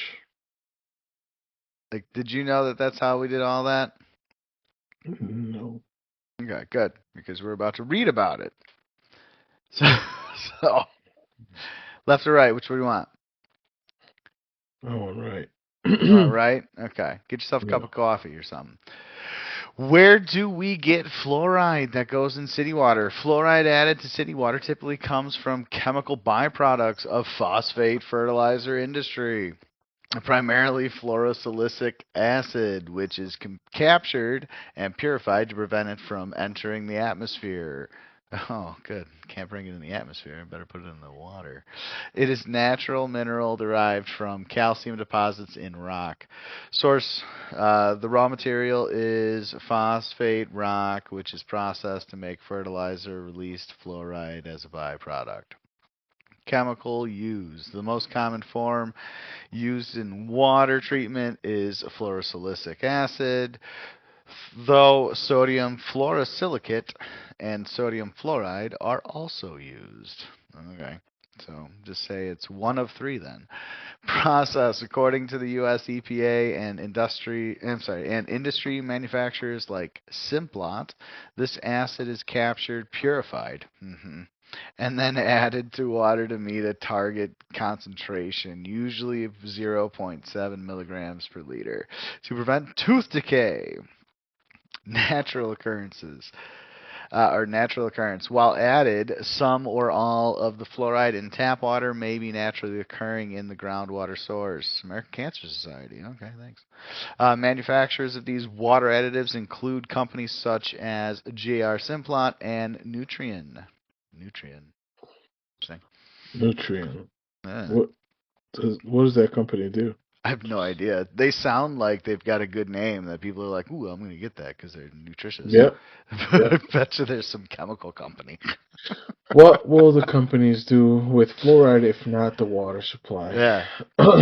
If not used for water fluoridization, companies will likely divert fluoride compounds. Sorry. Primarily hydrofluoric acid in the phosphate fertilizer industry for industrial applications, such as smelting aluminum, manufacturing pesticides, and producing cleaning agents. It could also be diverted into other oral health products, such as toothpaste, mouthwash, or supplements. Industrial use. The aluminum industry is a major consumer of fluoride, using it in smelting processes. Fertilizer industry byproduct. The fluoride used for water fluorization is a byproduct of phosphate fertilizer production. Removing it from the water supply will mean finding other industrial disposal or sales avenues. I like that. Alternative Yeah. delivery systems. Rather than water, fluoride might be added to other consumables like salt or milk. Mwah.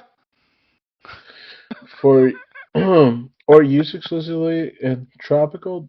topical dental applications. If water fluorization were to cease, industrial consumers and pharmaceutical sectors will likely absorb the supply. So they would just they still ain't gonna like dispose of it properly themselves. They're just gonna always find a way to put it in something and to charge for it. Of course. It's fucking unreal, man. It really is. Uh, and they get away with it every fucking day. It's just insane. So yeah, anything before the next slide? No. So this here is, and I could probably just read off the whole thing because it's a continuation of the same thing. So, can companies dump fluoride into the ocean or landfill? Industrial companies are generally prohibited from dumping raw, untreated fluoride waste into the ocean under the Ocean Dumping Ban Act of 1988, which bans the dumping of industrial waste into the ocean. However, industrial fluoride byproducts are often handled in other ways, including disposal in industrial landfills, injection into specialized hazardous waste sites, or in some cases, sale to municipalities for water fluoridation. Hang on. However, industrial fluoride byproducts are often handled in other ways, including disposal in industrial landfills, that's specific, injection into specialized hazardous waste sites, or in some cases, sale to municipalities for water fluoridation. Oh, okay. This is pretty hazardous. Here's a breakdown of how fluoride waste is handled. Ocean dumping, illegal. The Ocean Dumping Ban Act of 1988, amending the MPRSA, prohibits the dumping of industrial waste such as that from plastics and pharmaceuticals into the ocean. Illegal. It is illegal to directly dump the waste from the phosphate fertilizer industry, a major source of industrial fluoride, into the sea. 2. Landfills and other disposals. Hazardous waste sites, industrial fluoride, specifically hydrofluorosilicic acid, is considered a hazardous substance and must be disposed of according to strict environmental regulations under the Resource Conservation and Recovery Act, RCRA. Gypsum stacks. Fluoride is often stored in large acidic wastewater ponds on top of mountainous synthetic gypsum stacks that surround fertilizer plants. These have been known to leak into underground water, causing significant environmental damage. I need to look up what the fuck gypsum stacks are. That sounds like a horrible thing. Solid waste, solid fluoride waste can be disposed of in landfills, but it is often managed as industrial waste rather than household trash. 3. Industrial byproduct use. Water fluoridation. Instead of being dumped, much of the fluoride byproduct from the phosphate fertilizer industry is sold to municipalities, which add it to the public drinking water. Like, it's so in your face how bad it is, and then like just why not? Fuck the people. EPA regulation. The EPA has historically supported this practice, arguing that that by recovering fluosolicic acid from fertilizer manufacturing, water and air pollution are minimized. But you're putting it right in the water. Safety concerns. While proponents call this a miracle mineral, critics argue this it's a fucking miracle, bro. Critics argue this allows industries to dispose of hazardous waste through public water supplies. Yeah, that's exactly what's happening. Environmental impact. Accumulation. Fluoride is not biodegradable. Good. So it can accumulate in the environment. Even better. Soil contamination. When released into the environment, fluorides are strongly retained by soil and can be taken up by plants. Good. Aquatic toxicity. Sodium fluoride is dangerous to aquatic life in high concentrations. Okay, so don't put it in your fish tank. Note in 2024, which yeah, people put the water from tap a lot of times in the fish tanks. Note, in 2024, a federal judge ordered the EPA to address the potential risk of fluoride in drinking water, specifically referencing its impact on human teeth, rather than just its status as a byproduct. Okay. What does that fucking mean? Doesn't tell me anything. Thanks, ADA. All right, so any more questions about how they dispose of the nonsense? No. Okay. Oh, good. Obviously, don't do it properly. They're not well, no, they do it properly because they make money at giving it to us. Well, yeah, I guess. So they know what they're doing. They're not dumb. Technically, yeah. And that's actually, after we watch this, then we got a little bit to read. That's where it'll actually give you that. All right, so this here's the advocate, which is actually, he's a pretty good guy. Seems like he's a pretty good guy. He's like an advocate for the people to, for different things. And once he knocks out one thing. So? I do think so. I really do. I really do. All right, so you're ready? Yeah, go for it. Okay. When it comes to water fluoridation, I was completely blindsided. When 2 citizens and 1 counselor came to me in my hometown and asked me to help remove fluoridation from our municipal drinking water, I had no opinion, I had no bias, but I did remember thinking to myself, how tough could this be? Yeah. I worked on some very difficult social activist issues in the past. I was burnt out. I wasn't looking for any other issues. And I made the mistake of believing water fluoridation would be an easy issue to deal with if we simply talked about the science. First problem. What I've come to learn is that of all of the issues I've ever volunteered to work on and committed my time to, water fluoridation is the most difficult, bizarre, Orwellian issue I have ever had to deal with. The pushback to suppress the truth is like nothing I have ever experienced before. One would think when investigating water fluoridation, we would only need to look at science. After all, we're not trying to affix blame. Yeah. We're not trying to gain something from pointing up a mistake in the past. We're simply trying to make a good decision going forward. If we're talking about a scientific issue and health, and maybe even health benefit, why on earth would we not want to address science square on? Unless, of course, people are afraid the science is going to be too damning and too crushing to policy already in place. Why are we putting the cheapest industrial toxic waste into our drinking water if we really care about the health and well-being of our children and our children's oral health? Is it reasonable to have lead contaminants in hydrofluorosilicic acid? Why would we want to trade off our children's brains for healthy teeth? I mean, let's look at the real issues here. Let's look at the trade-offs that are before us and decide what makes sense. And to me, I think when people see the trade-offs and fully realize what's being used to fluoridate their water, it'll become obvious. We have dental lobby groups that have been bombarding us to say, trust us, we know what we're doing. Well, in our community, they've had 66 years to prove to us they know what they're doing, and they haven't offered up much science, and they haven't provided it when asked. The dentists clearly are not qualified to comment on systemic ingestion of anything. I think we're going to have to go to the experts on systemic ingestion, on toxicology, on the combinatory effects of various chemicals in water, and those experts will have the relevant facts and the relevant truth about those concerns which we're being asked to trade off against possible reduction of dental caries, which has yet to be demonstrated causally or conclusively at this period in time, 6 decades into water fluoridation. What we observe when we present proponents of fluoridation with science that calls into question the efficacy or even the safety of fluoridation is almost an immediate and overt denial that that science has any quality, even without picking it up and reading it. Running from science has nothing to do with finding truth.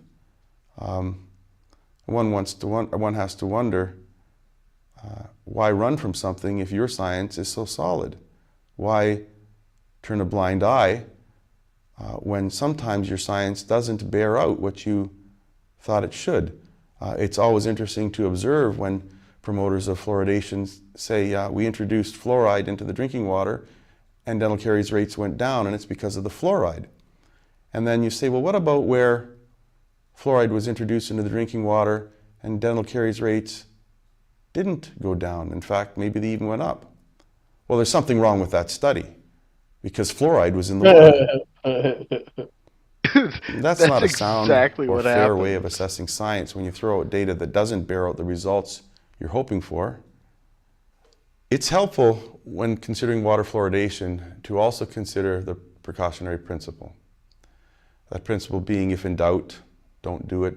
If in doubt, leave it out. Nah. For those who say we should continue to fluoridate our water on the chance that it might be reducing dental caries, in my mind, the precautionary principle would say consuming the co-contaminants arsenic, lead, mercury, radionuclides offers a perfect opportunity to consider the precautionary principle.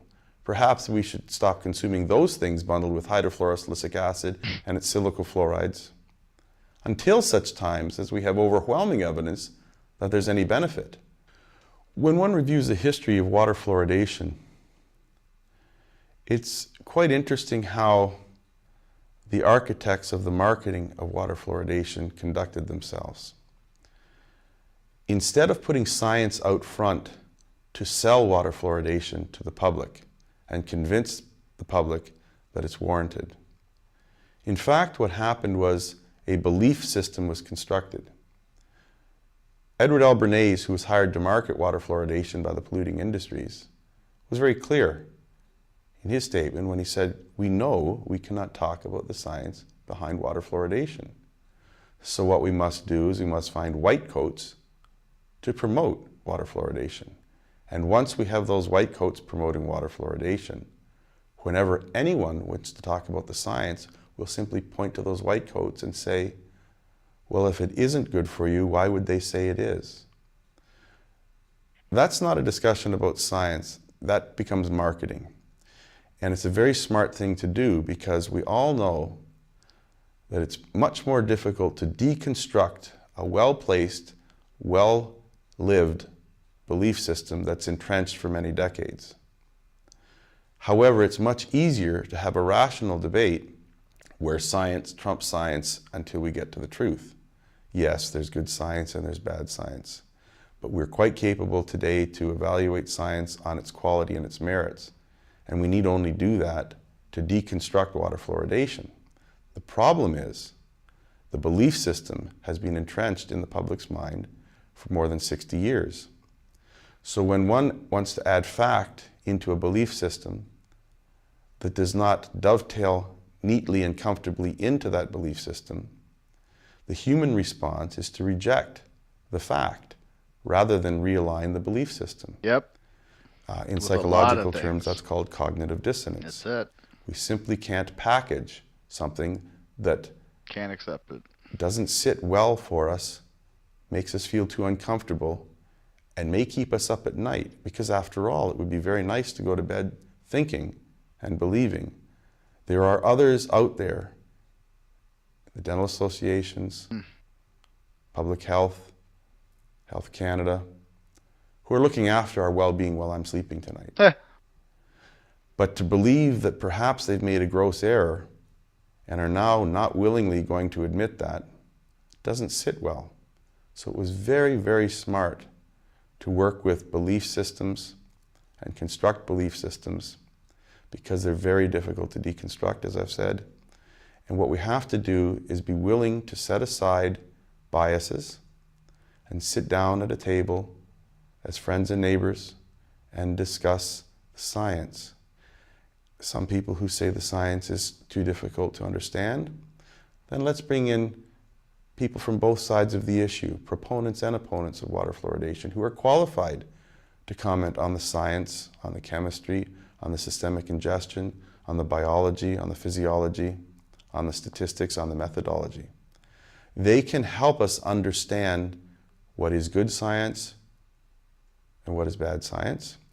And from there, we can make the decision based on the science in front of us, whether it's worth the risk. To me, that's the fairest resolve. Seems fair to me. To deconstructing what I believe to be a myth that has been carefully constructed over 6.5 decades. People sometimes will also ask, why would somebody purposely want to harm us? I don't necessarily think anybody purposely wants to harm us. I do. But I do think if somebody's whole reputation as an industry and as an institution, for example, dentistry and dental associations, is built and predicated upon endorsements. First and foremost, look, Mom, I have no cavities, fluoride. If that were found out to have been an oversight or a mistake, it would absolutely shatter the institution's credibility going forward for any future endorsements. That's got to be very frightful for an industry, and I understand that. But an industry's reputation cannot be set in front of public's health and well-being. Yeah. Public health, unfortunately, falls into the same dilemma. If public health is found to be misguided all these decades simply because they relied on the opinions and the endorsements and the name dropping which permeates the fluoridation story and seems to be used to trump hard science, if they simply have depended on others and people find out that public health isn't actually firsthand vigilant, doesn't actually do research themselves, and in fact doesn't even have and understand much research when we ask them for it, those institutions fall, people panic. Those institutions fall, people question when, if ever, do we trust those institutions again. So there's a lot of cognitive dissonance revolving around the fluoridation issue. And I don't think people know quite what to do. I think they would like to come clean. I think they would like to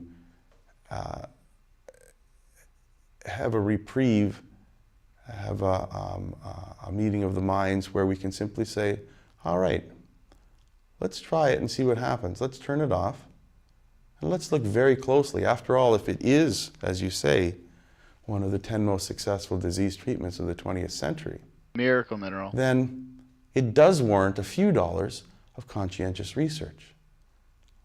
We've turned it on. We did what you said. You said you were doing research. You haven't. Nothing of import, nothing of conclusivity that it has merit. Let's turn it off. Let's spend a few dollars. Let's do some significant research and see if dental caries rates do rocket, do go off the scales, do rise to new heights. If they do, the dentists were right.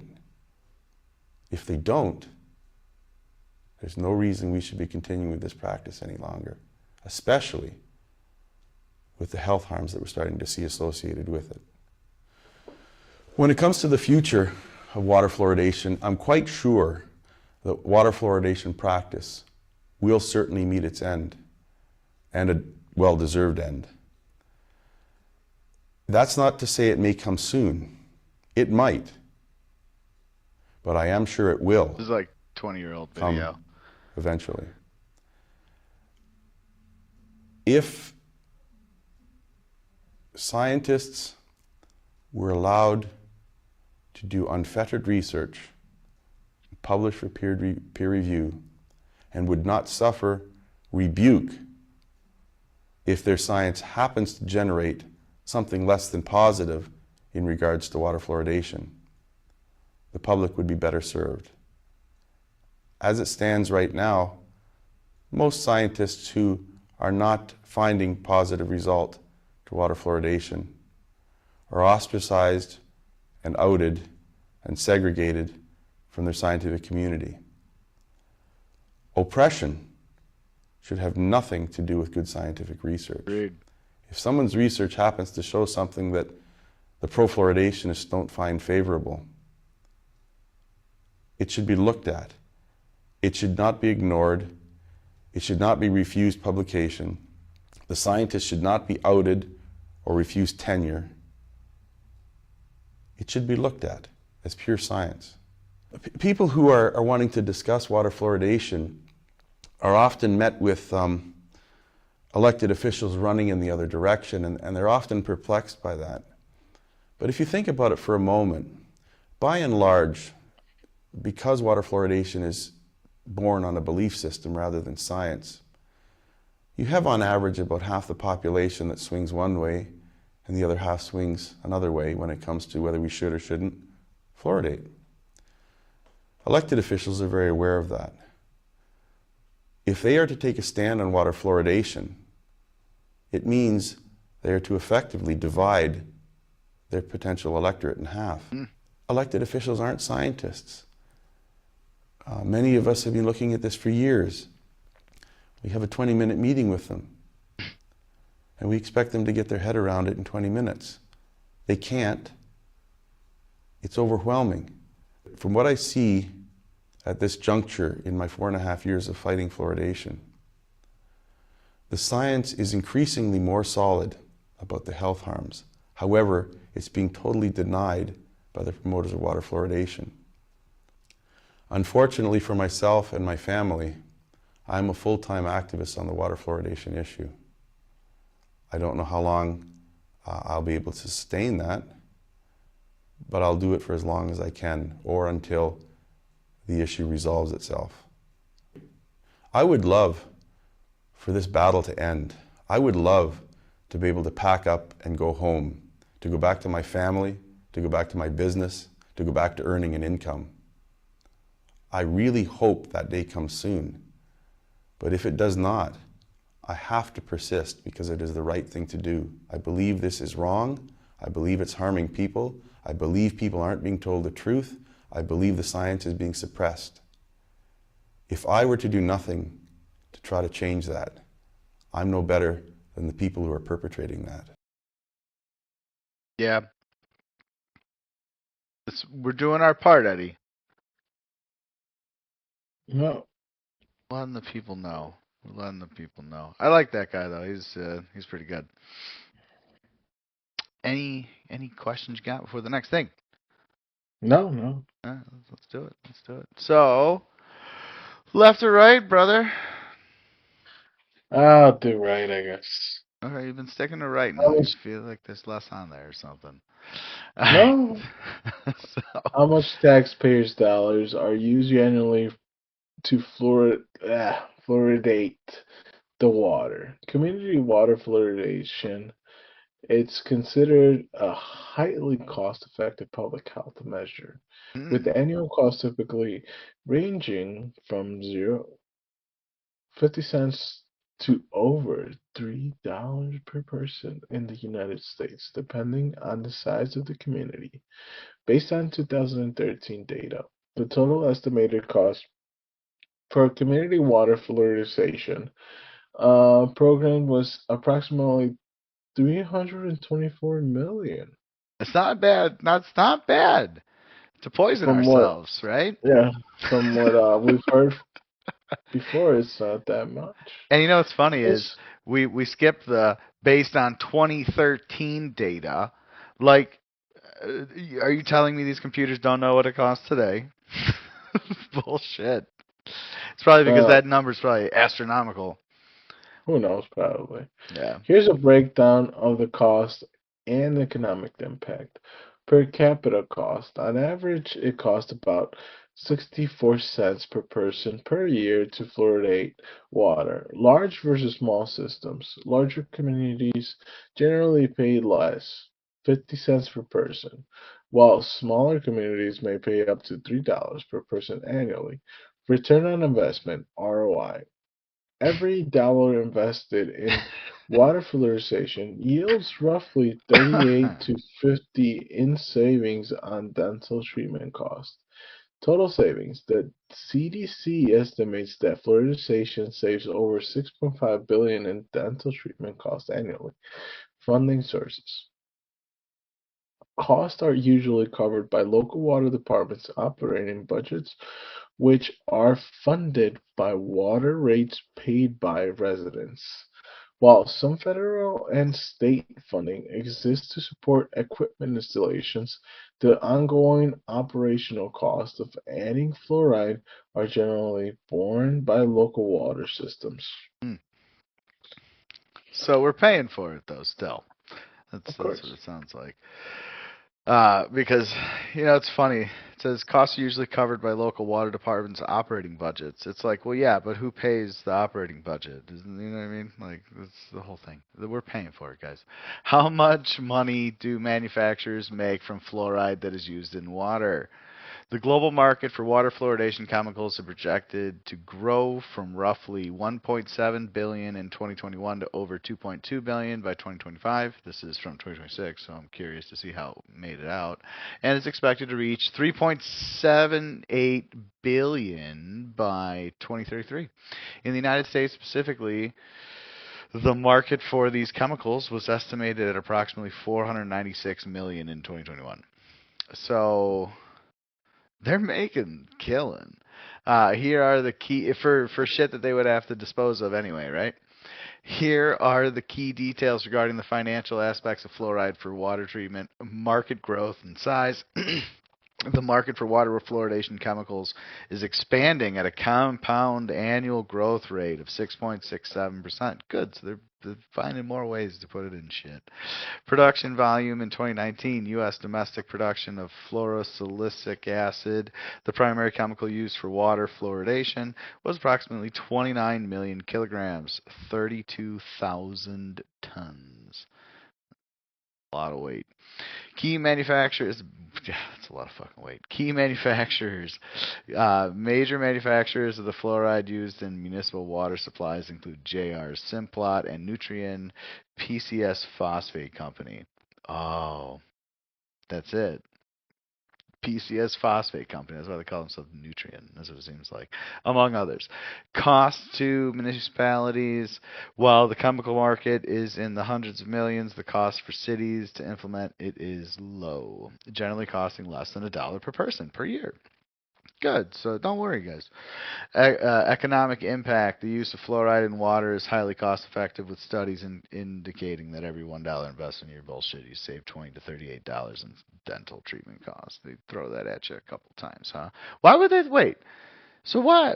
Like, it's funny. Like, if you read that, which I did, right? But it tells you how much they made in the beginning. It tells you how much they're making, how much it's growing, fucking doing great. It's a great thing to be investing in. And then it's like, but don't worry because the cost to municipalities is pretty low. And then also all the people that you're screwing with the fluoride get to save $20 to $38 on dental treatments. It's like we're not bad guys, even though we're making all this money on shit that we had to dispose of anyway. Oh boy, googly eye. What have you done? The industry is largely fueled by public health initiatives aimed at reducing tooth decay, particularly in North America, which holds the largest market share. Good for us. Good for us, America. Did you know any of that? No. It kind of fucks with you, doesn't it? When you think about this kind of shit. They're like, wait, so it's a poison they're pumping into the system. And the company's making money? And our government's just doing it? Well, it's like none of this surprises me anymore. Like it's just at the point where we just go like we're just going in a circle that it's like once you know they're doing it, like it's like nothing surprises you anymore. It's difficult after. I mean, honestly, look at some of the bad things that they did to a bunch of people. LSD experiments, that during the MK Ultra thing, the Tuskegee experiments. When you look at these types of things that were horrific, and then you find out they're just poisoned, with water every year. Oh God. I actually honestly don't know what's worse, but actually probably what they did to the people in Tuskegee. That's right, and the LSD. Yeah, both of those are terrifying. But yeah, any questions you got for the next thing? No. Okay. So this here's kind of interesting. I found a couple things to read. I'll have you read the far right one. So have states banned fluoride in water? This is as of 2025, right? Utah and Florida have enacted state-level bans on adding fluoride to public water systems as of May 2025. These laws stemming from concerns about over potential health risks level, like lowered IQ in children, prohibit municipal water systems from including the mineral. Other states are considering similar measures. Key details: Utah HB 81, signed in March 2025, prohibits adding fluoride to public systems, public water systems. Florida signed as part of a larger bill on May 15, 2025. This law prevents the use of certain additives, effectively banning fluoride. So that's interesting. Impact. The American Dental Association and other health organizations emphasize that fluoride reduces tooth decay by up to 25%, and these bans could lead to increased dental issues, especially for children. So you guys are all fucked now. That's what it is. Future legislation. Lawmakers in states like Kentucky, Montana, and Tennessee have also considered similar restrictive legislation. And then I just pulled the sodium fluoride warning label, which is actually the warning label for sodium fluoride, and it says danger, toxic if swallowed, causes skin irritation, causes serious eye irritation. And you can see the skull and crossbones on there, which is great. Yeah, and then dispose content / container to a licensed chemical disposal agency in accordance with local / regional international regulators. And then go ahead and read the far right one there. Public notice. Please be advised. Sodium fluoride, found in most bottled tap water and foods, kills rodents, causes cancer, lowers your IQ, causes apathy. Apathy. It's laziness. Apathy. Don't care about shit. Used by Nazis in your water. www.infowars.com. So that was I found that you'll see a link for Eric Dubay's list on fluoride, or his article that he's got on fluoride, which is actually pretty good. You should read it. But used by Nazis, I had heard that too, where it's like it was used by Nazis. But then I actually, in Eric Dubay's article, when I read through there, it was actually listed that one of the generals, or there was somebody that actually said it was the Soviets that were actually using fluoride on their prisoners of war to keep the people docile, like the high doses of it to keep people dumb and to not have them ask questions because they're prisoners. And that's where we learned it. And then, as you saw, what was the first year? 1945 in Michigan? Mm-hmm. Isn't that about the time that World War II ended? Correlations. I mean, it's all connected, brother. It's all connected. It is. All right, so then this next one's going to be a quicker video. It'll be fast, and it's pretty entertaining. Ready? Yeah. All right, so then, and you'll like this guy. I got his YouTube link in the comments or in the description. Warning, do not swallow your toothpaste. If you were to go in your bathroom right now and look on the label of your toothpaste, it would say, do not swallow. If swallowed, call poison control. Wait a second. Why are they allowing us to put something in our mouths if it's poisonous? But I have a much bigger question. Why are we not allowed to swallow toothpaste, but we are allowed to drink fluoridated water every single day of our lives? When we're talking about fluoride in our water supply, you can't control the dose. You can't opt out of it. If you have city water, it's going to come in your shower. It's going to be in your drinking water. This is water that goes into our children, our babies, athletes who drink more water, and sick people as well. I mean, you almost have to step back and go, what the heck is going on with this? So let's first talk about what fluoride can actually do to someone. You can actually get something called dental Yeah, it shows fluorosis. gross This is a teeth. developmental defect of tooth enamel that happens when kids are exposed to too much fluoride. And it happens when the teeth are developing. You'll see these little white spots, these lines, kind of a chalky enamel. I had this growing up. And this is the shocking part. At the so-called optimum level of fluoride in the water, around 40% of kids show some level of fluorosis. And about 1 in 8 are also bothered by the way their teeth look. So someone decided that a certain amount of fluoride in our water that causes enamel damage is acceptable. Yes, fluoride is intended to help prevent cavities, but of course they don't even talk about the real cause of cavities, which is sugar and starches, but that's a whole different topic. But what is the other benefit of fluoride? There is none. It gets absorbed in the mouth systemically from the toothpaste.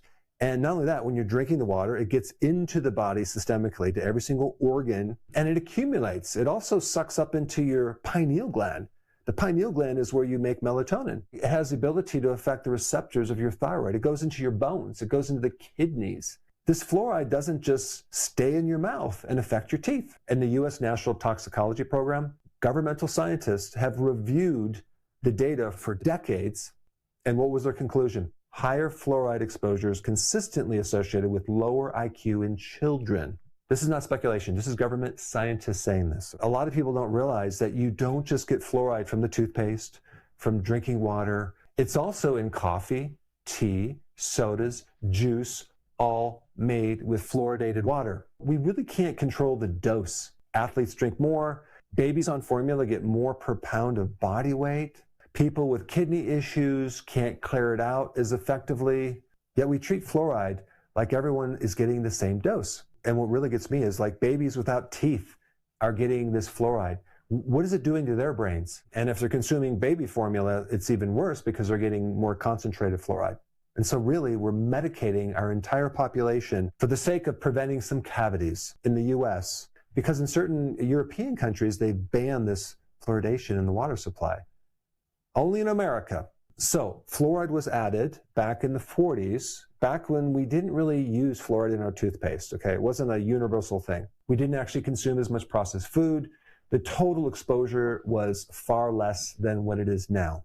But someone had this bright idea, hey, let's put fluoride in the water supply.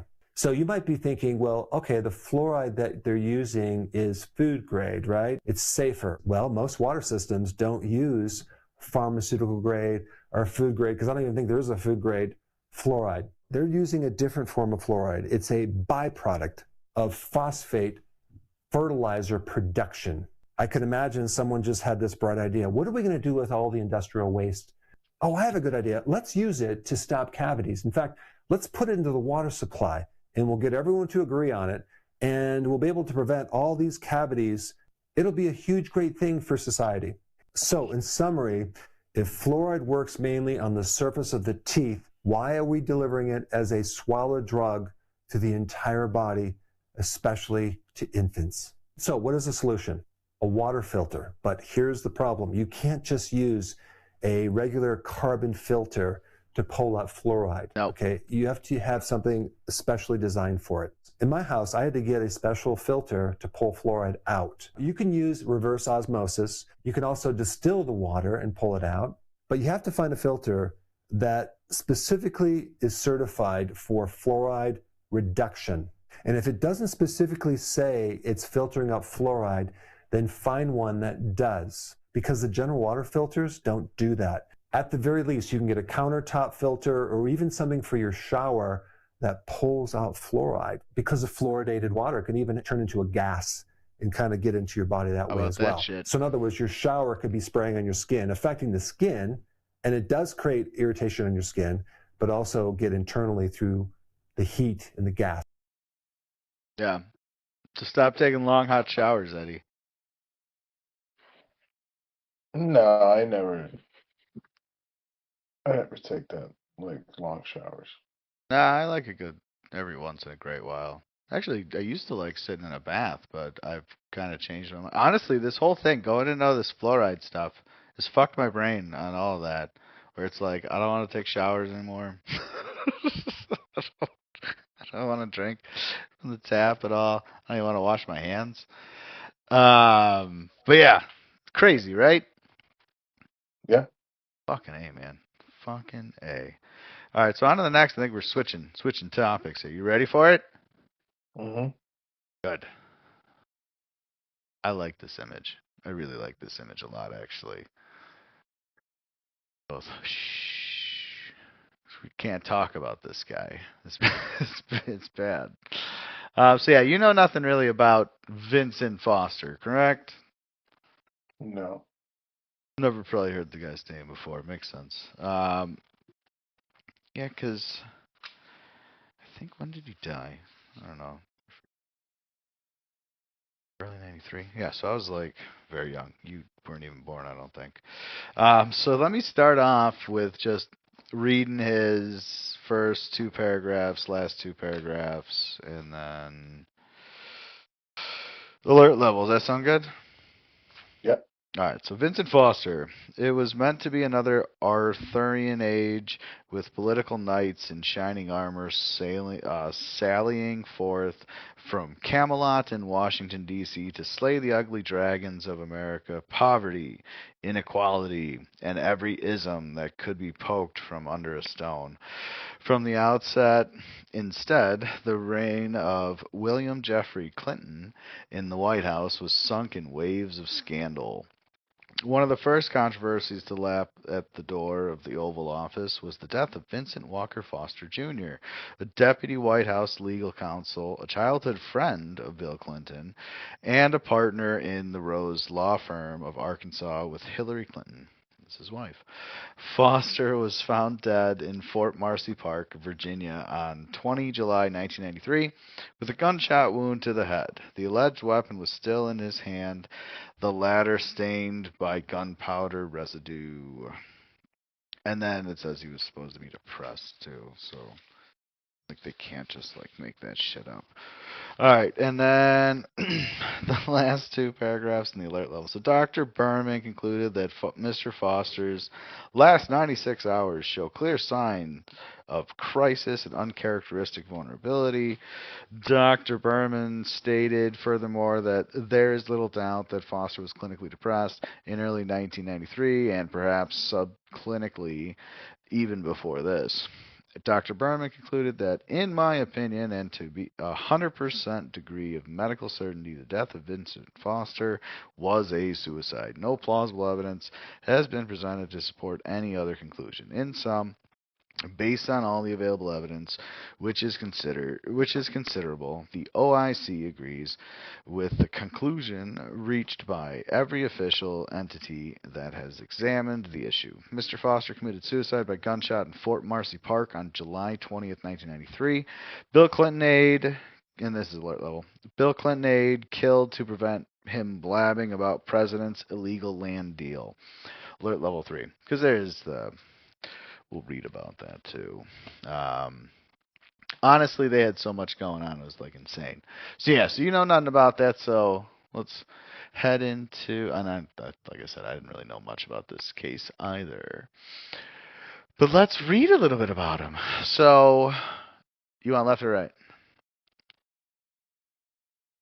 Whatever you want. I'll let you pick this time. You go left. I'll let you read the last. I'll read the longer one because the one on the other one was like silly. Just like what's his counsel? Because when you ask about this guy, Google don't tell you really shit. Like you got to ask weird ways. That's why like I had to ask it that way because I asked like who was he and it didn't even pop up with like who it was. And then that's why I had to go drop down to the who was Bill Clinton's White House counsel and then it gave me a whole list. So it's like it really covered shit up. All right, here we go. What did Vincent Foster Jr. do for Bill Clinton? Vincent Foster Jr. served as Deputy White House Counsel during the first 6 months of Bill Clinton's presidency in 1993, acting as a close confidant to both Bill and Hillary Clinton, a former partner at the Rose law firm in Little Rock. He handled sensitive legal matters, including the Clintons, Whitewater investment, and the Travelgate controversy. Key roles and actions. Deputy White House counsel provided legal advice to the President and First Lady. Whitewater investigation worked on legal issues regarding the Clintons' investment in the Whitewater Development Corp. Travelgate controversy involved in the investigations and meetings concerning the firing of White House Travel Office employees. Confident, a longtime friend from Arkansas, he was trusted with personal and professional legal matters. Foster, who suffered from depression Exacerbated. exacerbated by intense political pressure and media criticism, committed suicide on July 20th, 1993, at Fort Macy Park in Virginia. His death triggered an extensive investigations into his work and the handling of his office files. So they were questioning it right away, it seems like, but it doesn't really matter. So I did ask, who was Vincent Foster Jr.? You like all those scandals that he was working on, though, huh? Yeah. Whitewater, Travelgate, and yeah, we'll see. There's more scandals too. Who was Vincent Foster Jr. and didn't answer. So who was Bill Clinton's White House counsel, key advisors? Is he named in that? Yeah, key advisors for the White House in the Clinton White House included strategists like Paul Begala, political observer like Doug Sosnick, communication figures like D.D. Myers, and legal counsels such as Bernard Nussbaum and Charles Ruff, along with key policy figures like John Podesta, and Sandy Berger, all playing crucial roles in policy, strategy, and communications for President Bill Clinton's administration. Here are some prominent figures. Paul Begala, chief strategist and counselor to the president, handling policy, politics, communications, and part of the Carville and Begala consulting team. Doug Sosnick served as a senior advisor for 6 years, deeply involved in strategy, policy, and communications. D.D. Myers served as White House press secretary during the first term. Bernard Nussbaum served as White House counsel, key legal advisor. Charles Ruff became White House counsel later in the administration, known for defending Clinton during impeachment. Interesting. Vincent Foster, deputy White House counsel, close friend and advisor to Bill. John Podesta, chief of staff to the First Lady and later counselor to the president, involved in policy. Sandy Berger, maybe, a prominent national security advisor. Doug Band, deputy assistant to the president and counselor to the President Clinton, involved in post-presidency efforts. These individuals provided critical advice and management across various aspects of the Clinton presidency, from campaign strategy to daily governance and legal challenges. So I wanted to read that as fast as possible because it's a boring list of names and who cares. But no, a lot of those names actually are kind of important as like other things come out. But yeah, let's go to the next thing. So it's funny, like when you ask how any other person died, it gives you like a list of shit, right? Like it'll tell you like what happened, how it happened, all this. As soon as you say, how did Vincent Foster die? Suicide, that's it. Like, okay, you want to tell me a little bit more? So let's see. What injuries led to Vince Foster's death? I'll read the bottom one and you read the top right. Vincent Foster died from a single self-inflicted gunshot wound to the mouth. I don't think that was true. With the bullet exiting through the back of his head, investigations by the U.S. Park Police, FBI, and independent counsel Kenneth Starr concluded the death was a suicide, finding the weapon in his hand and the gunshot residue on his body and clothing. Official findings regarding the incident include official ruling, multiple investigations concluded the death was a suicide. Weapon and evidence, a firearm was recovered at the scene, and forensic analysis of the evidence supported the investigators' conclusion. Investigation scope, the findings were consistent across several independent reviews conducted by federal authorities. So you know they did it right. And then go ahead and read that top right one. Yeah, was Vincent Foster Jr. killed by the Clintons? No, multiple official investigations conclude that Vincent Foster Jr. died by suicide, not by murder. investigations by the U.S. Park Police, the FBI, the Department of Justice, and two independent consuls, including Kenneth Starr, conclude he died of depression in 1993. Key findings and details. Cause of death. Investigations determined Foster died from a gunshot wound to the head at Fort Marcy Park in Virginia. Multiple investigations. Independent consuls Robert B. Fiske Jr. and Kenneth Starr both concluded the death was by suicide. Conspiracy theories. Despite finding of suicide, various conspiracy theories have persisted over the years, often speculating on a cover-up related to the Whitewater scandal. Hmm. Family stance. Foster's family has unhelped that he died by suicide, and his sister has criticized efforts to promote conspiracy theories, while political opponents and some investigators raised questions about the handling of his office files after his death. No evidence was found to suggest the Clintons were involved in his death. Yeah, that's how you know they're good. Uh, I know it's legit. exactly. That's exactly how you know. Oh man. Then then I got into like what was Whitewater because that's gonna be pretty important, I think, with this. You want to read about Whitewater or about all the other scandals? I'll do the other scandals. Okay, so what was Whitewater? The Whitewater investigation was a major 1990s American political scandal and subsequent investigation focused on failed real estate investments made by Bill and Hillary Clinton in 1970s/80s through the Whitewater Development Corporation in Arkansas. The controversy involved allegations of improper dealings, financial fraud linked to the collapsed savings and loan institution, and potential abuse of power. Probably.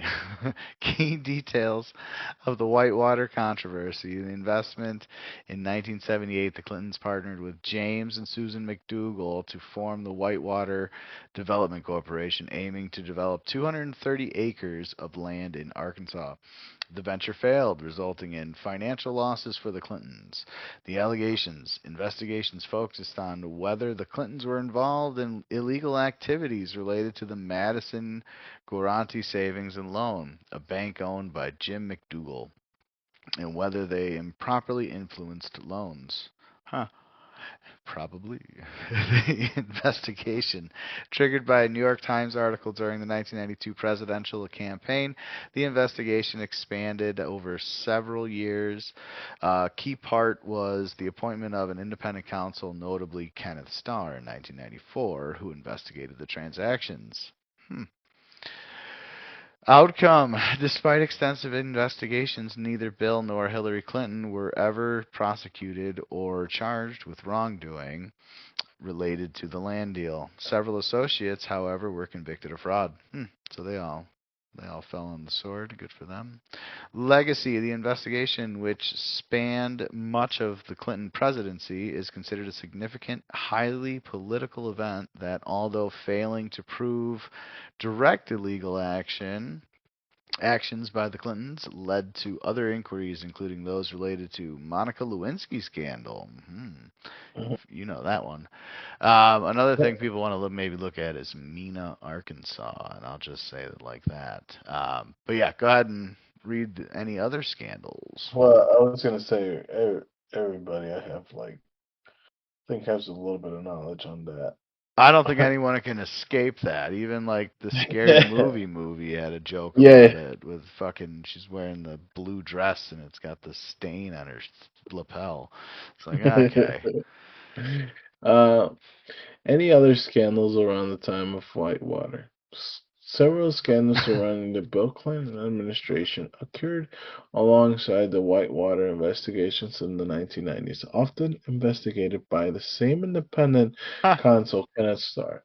Major concurrent scandals include Travelgate in 1993, Filegate in 1996, the death of Vince Foster, and the Monica Lewinsky scandal, which ultimately led to impeachment. Yeah. Other scandals and controversies around the mid-1990s included Troopergate. Allegations in 1993 by Arkansas State troopers that Clinton used state employees to facilitate extra extramarital affairs while governor. Travelgate, 1993. The firing of White House Travel Office employees and allegations of cronyism. Cronyism. Filegate, 1996. The improper gathering of FBI background reports on prominent Republicans by White House staff. Vince Foster death. The 1993 suicide of Deputy White House Counsel Vince Foster raised suspicions and investigations into the handling of his office documents. Cattle futures. Questions regarding Hillary Clinton highly profitable 1978 to 1979 cattle futures trading. Cattle futures. Yeah. She was betting on the stock market. She was very profitable at it. Good for her. Paula Jones lawsuit. Allegations of sexual harassment against Clinton while he was governor of Arkansas filed in 1994. These issues, often referred to collectively under the umbrella of the 1990s Clinton controversies, created a turbulent political environment with many investigations focusing on potential obstruction of justice and abuse of power. Did you know about any of those besides the Monica Lewinsky thing? No. Right? Like, what the fuck? He was all over. He was all over the place. That was a hell of a time. A hell of a time to be around paying attention to politics, I guess. Or just getting frustrated at politics. But shit, here we are, 30 years later, and not much has changed that much in politics. Crazy. Absolutely fucking crazy. So what's next? Okay. So, yeah, I'll read the last one. Was the death of Vincent Foster Jr. covered up? Because it's the whole question we're trying to figure out here, right? Multiple official investigations concluded that the 1993 death of Deputy White House Counsel Vincent Foster Jr. was a suicide and not a cover-up or murder. I didn't ask about murder. While right-wing groups and critics allege to cover up investigations by the U.S. Park Police, the FBI, the independent counsel Kenneth Starr confirmed he died from a self-inflicted gunshot wound in Fort Marcy Park, driven by severe depression. Key details regarding investigations surrounding controversy. Official investigations: the death was ruled a suicide by the Park Police, 2 congressional committees, and in particular, explicitly refuted conspiracy theories. Okay. All right. Yeah. Like we already read a bunch of this. Cause of death findings indicated that Foster was suffering from depression related to the intense pressure of his job, legal questions about the Clinton health care program, and the Travelgate controversy. Cover-up allegations. Despite the findings, allegations persisted that the Clinton White House tried to hide documents in Foster's office, causing suspicion. Contradictory claims. Some, including investigators hired by critics, questioned the official findings, arguing the body had been moved. Forensic evidence. The Starr report included forensic evidence specifically designed to debunk speculation that the body was moved to the site. Okay, all right. So yeah, what you got about can they change the cause of death after death? Because that's something I've always kind of been curious about. Like they say So he it says, died of X, and so he said, yes, the cause of death on a death certificate can be amended or changed after it has been filed. But it is a complex process. It requires approval from the original certifying doctor or coroner. coroner, Usually based on new evidence, updated toxicology. toxicology reports, or in some cases, a court order. Key details on changing cause of death. Who can change it? Only the medical examiner, coroner, or physician who signed the initial death certificate can typically amend it. Common reasons for changes. Amendments often occur due to the delayed laboratory or toxicology results.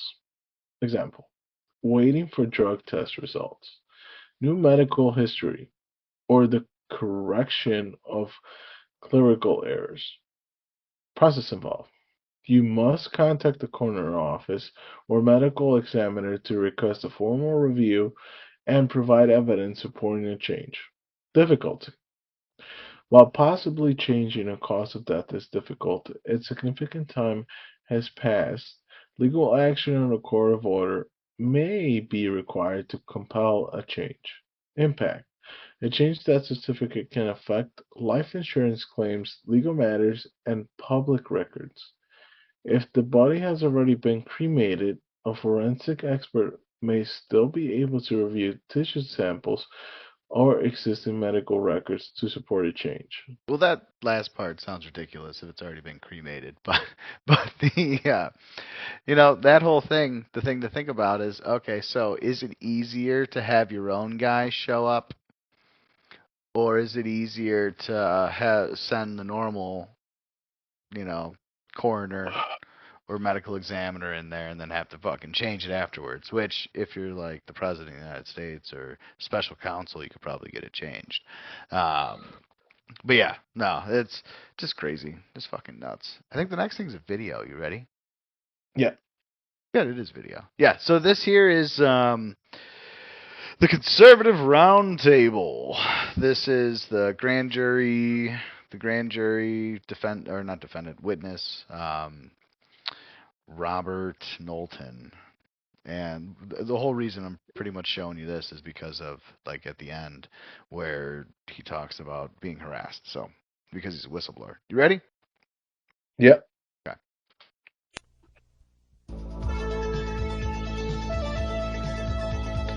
And it's the type of format you like. You'll like it when we get in there. You see it. Typical 80s. This is actually From the nation's 90s. capital. Oh, well, I was going to say typical 80, early 90s. An in-depth look at today's It was the same. It was the same. It's very similar.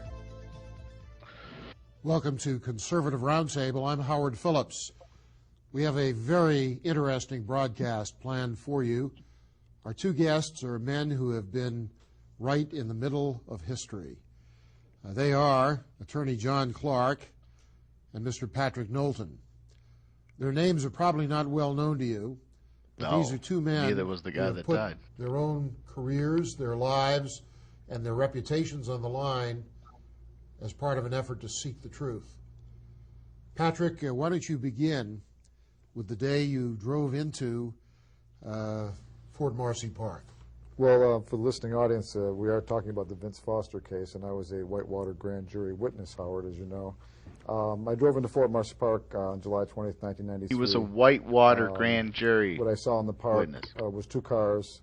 Later that evening, after finding out Mr. Foster was dead, I called the park police, and I told the park police I'd seen these two cars in the parking lot. One car was an old rust brown car with Arkansas license plates, and the other car was a light blue, metallic blue car with a gentleman, a man in the car. That was the end of that. I never heard from the park police again.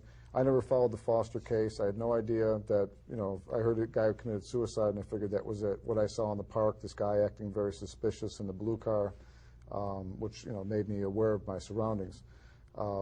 After I called the park police, that was it. It wasn't until 9 months later, and John may have to intervene here because I get the dates mixed up sometimes, but 9 months later I was contacted by the FBI. FBI took over the investigation with the Fisk investigation. And Fisk was Ken Starr's predecessor That's as independent counsel. That's correct. I was called by them. I was brought into their office. I was interviewed by Larry Monroe and William Columbell, two FBI agents who were assigned to Fisk. As I recall your story, your account, to put it bluntly, you drove into the park to heed the call of nature. That's true. That's true. And you saw a very ominous, threatening kind of fellow there. Who was correct. Looking at you in a threatening way. Yeah, he. That's what I say. My awareness was brought to its height because this guy made me nervous at first, and so I was, paying close attention to him. There was only two cars in the parking lot and mine, so I remembered very well what I saw. You were there at a time that was inconvenient for him, it would seem. Yeah, I think so. I was there at 4:30. They found Mr. Foster's body. His body was found at 5:45, so I was there about 70 minutes for the discovery of the body. As I was saying, the FBI then interviewed me Mr. William Collinbell and Larry Monroe, and they wanted to talk about the car that I saw. They were very concerned about this vehicle that I saw, and like I say, I saw an older rust brown Honda. Mr. Monroe showed me these various photographs of a Honda, pictures of a Honda that was taken in the parking lot at the U.S. Park Police headquarters. Not in the park itself, but in the U.S. Park Police headquarters, where they had allegedly parked the car after towing it from Fort Marcy Park. I looked at the pictures. I told Mr. Monroe and Mr. Collinbell it wasn't the car I saw in the park. So in other words, the Park Police had obtained Vince Foster's real car. The picture, it was Vince Foster's car that they had. I still don't know if it was Vince Foster's car that I saw. I mean, I have no idea. They represented that what they had was Vince Foster's car. Right. But the car that you saw looked very different, totally different than what they said was Vince Foster's car. Exactly. And they were upset that your story didn't fit their story. That's true. And so when I got ready to leave after this 2.5-hour FBI interview, Mr. Monroe, Agent Monroe, said to me, "Don't go to the press with this story about the car. It's not good for the Fosters or the president," or something to that effect. And I just said, I didn't plan on it. I never thought about going to the press about anything. So the FBI told you to keep quiet. Keep quiet, exactly. So I did keep quiet. About 3 weeks later, or 2 weeks later, 3 weeks later, they called me back in for another interview, and this time they wanted to make sure that I was really sure about the car I saw, this rust brown, color like your table, your desk here. Again, he showed me some pictures. He read me some interviews of the park police who had said they saw a grayish-brown car, and I kept saying, well, the car that I saw was older than the pictures you're showing me. It's a totally different color. Went over to the FBI laboratory. That's where Mr. Frederick Whitehurst had been demoted from bomb expert to a paint expert. And Mr. Whitehurst was in the laboratory. He took me to the paint panel section. I pulled out the panels that fit the color of the car that I saw in Fort Marcy Park, and they fit an 83 or an 84 Honda Accord. And Mr. Foster's car, of course, was an 89 Honda. 89 silver color. Silver. So in my FBI reports, after I was, again, I was contacted by Ambrose Evans Pritchard. Now, who is Mr. Pritchard? I know who he is, but you tell us. Mr. Pritchard is he was the London bureau chief here in Washington, D.C. for the London Sunday Telegraph. He was a reputable journalist from the United Kingdom. That's right, absolutely. And he brought me into his office. He showed me his what he had obtained, or somebody obtained these files from the FBI, the 302s, the statements that they type up after they take notes of your interview. And I started reading the interview, and the first thing that caught my eye was they said that I saw an 88 to a 90 Honda Accord. So this is important. The FBI, in their official version, changed your testimony. Absolutely. Without your knowledge or permission. Absolutely. How about I had no idea what they changed my story. Actually, then they said that the guy that was in the park at the time I was being interviewed, they said, "Could you recognize this guy?" And I said, "Well, if you show me a lineup or a photo spread, I could pick the guy out with no problem." Well, in the report, they said I couldn't identify the guy now or any time in the future, which was another fabrication. Then there was many other things all the way through. It was just, so there was hostility toward you on the part of the people interviewing you. Yeah, there was hostility when I was being interviewed, but I mean, I just thought it was the nature of the job, and I was nervous anyways. I'd never been called in to be interviewed by the FBI or any agency for that matter. Excuse me. So, did the park police ever interview you? No, park police never called. I mean, I initiated the call myself. So, who was the first journalist to talk to you? Was it Pritchard or someone else? Yeah, Pritchard was the first. And what was Pritchard's message? Was he skeptical of you at the beginning? Yeah, because when I started telling him, we met at a coffee shop, I started telling him the story, and he asked me if I was lying, and I said, lying? What would I be lying about? So that's when I went back to his office. He showed me the reports, and that's when I started saying, well, the FBI is lying. So in other words, he had reason to think you were lying because everybody thinks the FBI always tells the truth. Well, I did. And their story was different than yours. Right.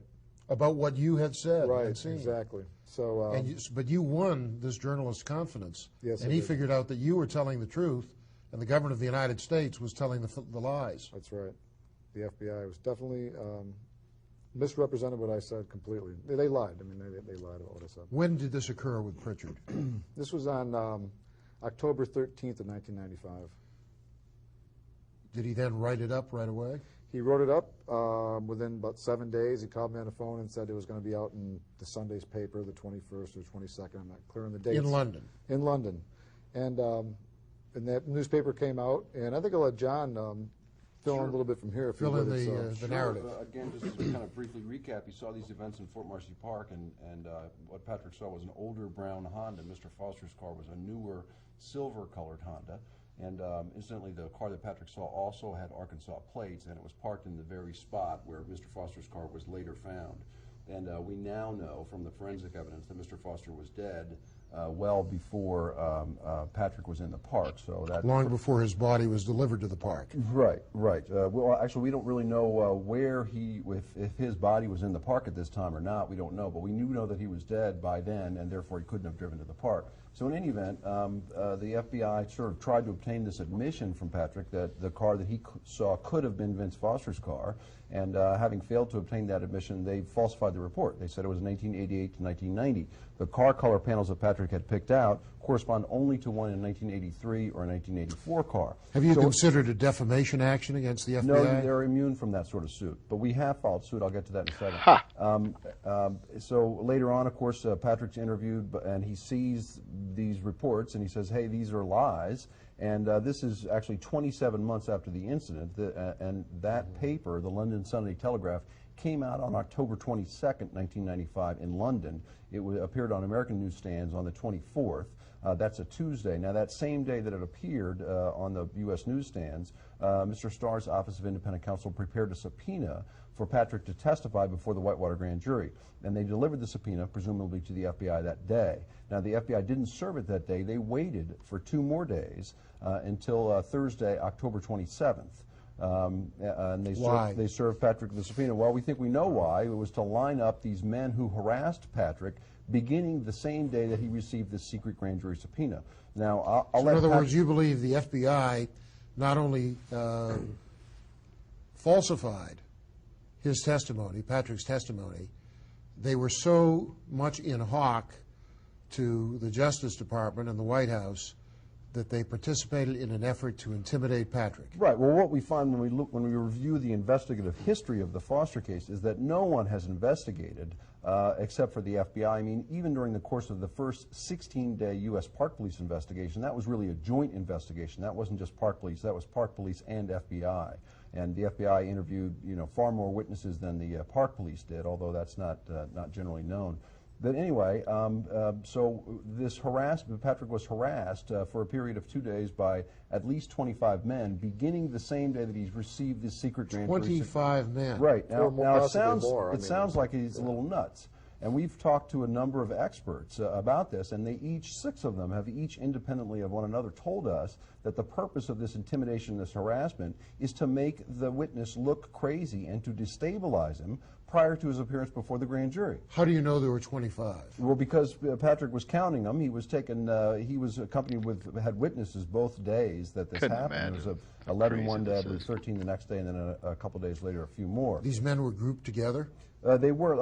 I think Patrick, should describe this intimidation. But before he does, let me just sort of jump ahead and tell you what we've done. In the meantime, we filed suit against these 2 FBI agents and a number of other individuals, saying that they are liable for what happened to Patrick, which is a civil rights violation to intimidate a witness before he testifies, that they are liable under what's called conspiracy liability. Now, under conspiracy liability, all members of the conspiracy are going to be liable for Patrick's, for this civil rights violation. Can you identify particular people, or are there witnesses to what Patrick saw? Well, we have identified 2 of the individuals who intimidated Patrick, but under conspiracy liability, all members of the conspiracy are liable for this civil rights violation. So, therefore, the issue of whether or not there is a cover-up is relevant in the civil case. We filed suit in federal district court in Washington. And so during the course of researching the case and finding, whether or not there is, in fact, a conspiracy and who's a member of it, some of the things that we have found are just absolutely astounding. I mean, we have a minute before the break. Tell us what you can in that minute. Well, what we found, for instance, that Mr. Foster, the official version is that Mr. Foster drove his car to Fort Marcy Park, walked 700 feet up into the park, placed a revolver into his mouth, pulled the trigger, entrance wound in the soft palate of his mouth, and a large exit wound in the top of the back of his head. And what we found is that first of all, That just didn't happen. Out of 25 witnesses who viewed the body before the autopsy, there is no record of even one of them having seen this large exit wound in the top of the back of the head. What we do have is the testimony of one U.S. Park Police officer who gloved up and probed, felt around the head. He said there was no exit wound. And we found, it just goes on and on from there. The autopsy doctor began the autopsy before the police arrived, and that's in violation of the... We're going to have to stop here, but I want to continue this story. Please stay with us for these messages, and when we return, we're going to hear more about the strange death of Vince Foster and the official cover-up of the circumstances surrounding that death. Please stay with us. I feel like his editor said, hey, cut him off here. Don't let him tell any more. Go to break. Hello, I'm Howard Phillips. The Conservative Caucus has been actively fighting since 1974 for less expensive government and lower taxes imposed upon the American people I agree with by this the statement. federal government. If you want to become part of our effort to reduce the size and cost and regulatory burden of the federal government, yes, I hope you will call the number shown on your screen. For more information about the Conservative Caucus, write us at 450 Maple Avenue East, Vienna, Virginia, 22180. Or call 703-938-9626.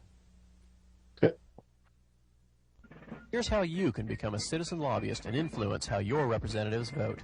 Write a letter to your congressmen and senators. Like that matters. Speak out on a call-in talk radio program. Somewhat helps. Write a letter to the editor of your local newspaper and call the Conservative Caucus for more information at 703-938-9626.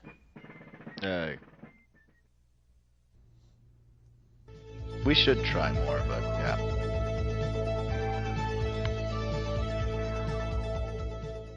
Welcome back. I'm Howard Phillips. My guests are Patrick Knowlton and his attorney John Clark. We're discussing the Robert Fisk, Ken Starr, Janet Reno, FBI cover-up of the mysterious death of Vince Foster, former counsel to President Clinton, former law partner of Hillary Rodham Clinton. Please continue what you were saying. Yes, I was going to tell you a little bit about the harassment that took place on the 24th of October after I was served a subpoena by the FBI agent who worked for Ken Starr's office. That was wild. Served me a subpoena, told me there's nothing to worry about, gave me a card, said if you have any problems, give me a call. He said, you're not a target, you're not a suspect, but have my card if you have any problems. And I said, okay, thanks. Well, that evening, I called my girlfriend on the phone. She lived in the same building. I called her on the phone. We made plans to go to dinner. At 7:15, we'd leave and walk over. So at 7:15, we'd leave the apartment building. We start walking towards the DuPont Circle area of Washington, D.C. And as we're walking along, I'm talking to her, probably talking to her about the subpoena or about my concerns about going before a grand jury. Of course, never doing anything like that, so I was a little uptight. And as we're walking along, she just happened to say, well, why is this guy staring at you? And I looked up, and there's somebody about 25 feet away from me, and he's got his eyes locked on my face. And so I just looked down and continued to talk to her. She's on my left-hand side. And again, she says, this guy is still staring right at you. And I look up, and this guy's, pretty husky guy, well-built, haircut, really military type. And he got about 10 feet away, and she said, he's still looking at you. So this guy, walks towards me and walks by us and continues to stare at me, like, right into my face. Didn't look at anything else. Like, didn't look at my girlfriend, just looked right into my face. So we sort of stopped in the middle of the block, and we watched the guy walk down. He had his head turned, still looking at me as he was walking, which I thought was quite a unique trick. And he stopped at the corner, and he raised his left hand up to his mouth and started talking into his sleeve. And my girlfriend and I started laughing. We were like, what is this guy doing? So we turn and start walking. And so as soon as we start, get about maybe another 10 or 15 feet, another guy comes walking right directly at me. This time he's got his eyes locked right on my face. He's walking directly at me. He gets about 5 feet away from me, takes a cut to the right, and then walks by my girlfriend again, turns his head, and keeps staring at me. So we stop again, and he meets this guy in the corner. So those two are on the corner together. And I didn't relate it to the subpoena. I didn't relate it to Whitewater or Ken Starr. I didn't relate it to any of that kind of stuff. So we continued to walk, and then within probably 20 seconds, another guy approached from the right. He passed me on the right-hand side, the lock-eyed stare. Then there was the fourth guy, the fifth guy. Like, they were all in tandem. And about the well, with 6th and 7th guy, when it got to that point, I got a little nervous. So I was really more afraid for my girlfriend at that point because she was really upset. And then I realized it must have something to do with the subpoena. And then it was the 6th guy, the 7th guy, and the 8th guy, and then the 9th guy. And I was like, at that time, I was scared. I thought I was going to be killed. I mean, it's hard to explain to your listeners and what kind of effect it's going to have when you have people walking at you. I mean, actually, ice stares right into your face. That's all they're looking at. It's a very fierce kind of look, and it really hits deep inside. And I didn't realize that until a couple of days later. I was pretty skittish for actually the next 6 months. But it happened that day. The next day, Chris Ruddy came by. I called Ambrose that night and complained. I told him I was very angry, first of all, that he wrote the article, put it in the paper, and it got me subpoenaed. And I was just really angry about that. I didn't want any involvement in this kind of stuff. The next day, Chris Ruddy comes over, and I'm getting phone calls from other press people, And Chris Ruddy comes over, and he says, well, come out for a walk with me, and let's see if anything happens. I'm like, I don't want to leave. He said, well, come on, let's go out. So we walk out the door. Once again, I'm out my house 15 seconds, and I'm approached by somebody. Then we were followed. Same thing with people talking into their, they weren't hiding it. They were making it very obvious. Which really made me really... So they wanted to know that you were being watched. Oh, they wanted me to know, absolutely. They wanted me to know that they were onto me. They knew who I was, and that really frightened me. Do you have any idea who these people were? Well, I don't. We identified 2 of them. We have their names, addresses. They're defendants in our lawsuit now. And what is their occupation? I don't know. They're both Jordanian. I don't. I don't. They're obviously what they call stringers. They're just hired to do this one job. They're not permanent employees of the. So they could have been working for the FBI or for Terry Lenzner, who's the president's investigator. Sure. Any one of a number of people. Right. Assume the FBI. Sure. For the sake of argument, I'd say the FBI. Yeah, but again, we don't. For the purposes of our lawsuit that we have pending now in Washington, we don't. We're not just naming the defendants. The potential defendants are all the members of the cover-up under the liability that we've asserted. So, as I was talking earlier about this about the evidence, and I'll just talk about very briefly about just only some of it because it's just everywhere you look. I was talking earlier about how the autopsy began before the police arrived, and the autopsy doctor was assisted by an unnamed assistant, which is very unusual in the Northern Virginia medical examiner's office. And he was not identified. The police arrived. This doctor, Dr. Beyer, refused to tell the police who the man was. And of all things to do before the police arrived, they removed the only evidence of the entrance wound, which is in the soft palate. And Dr. Beyer reported that there was no gunpowder on the face, lips, anywhere, or in the mouth, with the exception of on the soft palate, which he had removed. He also removed the tongue too. He also removed the tongue. Now his own laboratory looked at 13 slides of the soft palate, looking for the gunpowder that Dr. Beyer said was grossly present, meaning you could see it with the naked eye. Not one trace of it. It just wasn't there. And then we go back to, we look at some of the testimony, and we talked to, for instance, one witness, a very experienced paramedic, was at the park. He said, hey, I saw a bullet wound in Mr. Foster's neck, right below the jawline, and they asked him on deposition, well, suppose I told you that this was not a homicide. He coded it as a homicide. He said, suppose I told you it was a suicide. Would that change your mind as to whether or not you saw the bullet wound where you think you saw it? And this was 9 months later. He said, no, I don't care what the coroner's report says. And I'm quoting, I don't care what the coroner's report says. I saw what, excuse me, I saw what I saw. And I'm not going to change my story. And we found the medical examiner's report, that is the medical examiner who saw the body in Fort Marcy Park, not the autopsy doctor. We found that in the National Archives 4 days after Mr. Starr had filed his report with the court, with the 3-judge panel. And that report has obviously been altered on the front page, and it appears as if a 4-letter word has been whited out under cause of death, which was gunshot wound. And then on the back page, which apparently the forger, the falsifier, did not know because Dr. Haught's signature appeared on the front, on the back page it said gunshot wound, mouth to neck. He had a neck wound. I mean, again, this just goes on and on and on. The gun. So the reports are not consistent. Well, it's so obvious. The gun that was found in the park had Remington cartridges in it, 2 bullets manufactured by Remington.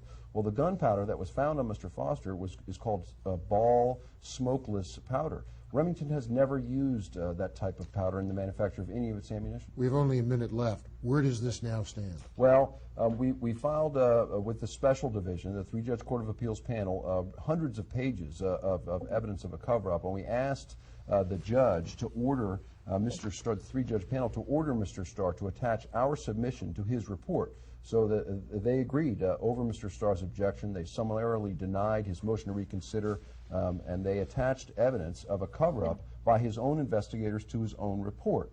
And that's certainly the first time anything like that has ever happened in the history of the independent counsel statute, but American people don't know about it, What's unfortunately. We're going to go forward with a civil suit, and we'll be going back to the 3-judge Court of Appeals panel for more action in this case. If you are interested in learning more about this historically significant detective story, please stay with us. And after these messages, Mr. Clark and Mr. Knowlton will tell you how you can get additional information. Welcome back. The Conservative Caucus has been working on the Clinton crimes really since 1994. If you want to tune into our website, it's www.conservativeusa.org. Patrick, off air, you told That's your me website that to go to now, on Eddie. a day when you filed your brief, or shortly thereafter, your phone rang, and what did you hear? Well, actually, there was a message left for me, Howard. And, it was on your answering machine. It was on my answering machine, and it was 5 gunshots. Bang, bang, bang, bang, bang. And I kept them. Someone was sending you a message. Yeah, somebody was definitely sending me a message. I played them for my attorney, and I played them for other people, so they would know that I wasn't crazy, and I was somewhere else when it happened. So and it wasn't anybody that I know. And it was. Well, we know that the Clintons have been vicious in trying to denigrate and hurt their adversaries, and there have been people who've died under suspicious circumstances, including Vince Foster. John, why don't you use the balance? Look at his time. face. Oh, he's tell like, oh my people God, how they can thanks. learn more, and then tell us what's important. Well, thanks, Howard. Yeah, I wanted to kind of talk about why this is important. I mean, certainly it's important, I think, for us to know whether or What's not... the address before you forget? It's 1730 K Street, Northwest. Washington, D.C. Washington, D.C. That's Suite 304. It's John H. Clark. Zip? 20006. Good. Proceed. I was talking about why this is so important, and it certainly is important, I think, for us to know that our government is guilty of covering up an apparent, foul play. Yeah. A major crime. A major crime. It's very important to know, but I think it's more important in this case because it really tells us something about the way that our, fundamental democratic society functions. I mean, that's not an overstatement.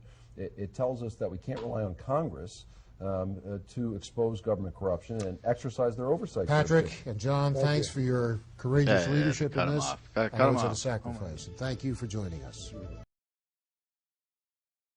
Google guy didn't tell us any of that. No. Definitely didn't. And you can tell like the presenter is like the host is like awkward, He's like a little nervous, like he's being told kind of what to do, right? Mm-hmm. Yeah, I almost feel like he was like told by his editor or whoever's watching, like, hey, stop and go to break. We gotta go to break. It's like, yeah, but he seems like I don't know. That's why you gotta worry about all news personalities or TV personalities. He's like uneasy.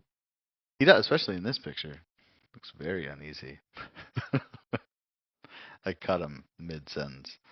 But no, that was, honestly, I'm kind of glad that attorney did so much research on Vincent Foster there, because those were some good questions. But yeah, anything else you got before we go to the next thing? No. So this, and so just read the top portion for like the current status of Patrick Knowlton. That was that guy. I wanted to see if they like killed him off or anything, but it didn't say anything like that. You can't really find any info. That's where, and then if you look down below, like those are just links to take a look at. And it's the one that I actually looked into was the FBI fabricated his statement, see plaintiff's opposition to federal blah blah blah. But yeah, go ahead and read that bit, and then I'll read the thing on All right. Kenneth Starr. Sounds good. Says current status of Patrick Knowlton from Vincent Foster case. Patrick Knowlton, a key witness, Key who writer. a key witness who reported a suspicious non-matching car in Fort Marcy Park before Vincent Foster's body was found, pursued legal action against federal law enforcement in the late 1990s, allegedly intimidation as of late 90s, early 2000s. His lawsuit, such as Knowlton v. United States, were largely dismissed. There is very little recent public information regarding his personal life or current whereabouts since the conclusion of his legal battles related to the Vincent Foster investigation. Curious. He probably had to like flee the country or He something like that. probably had to leave the country. You're probably right, man. Like, because he was even being harassed by the FBI.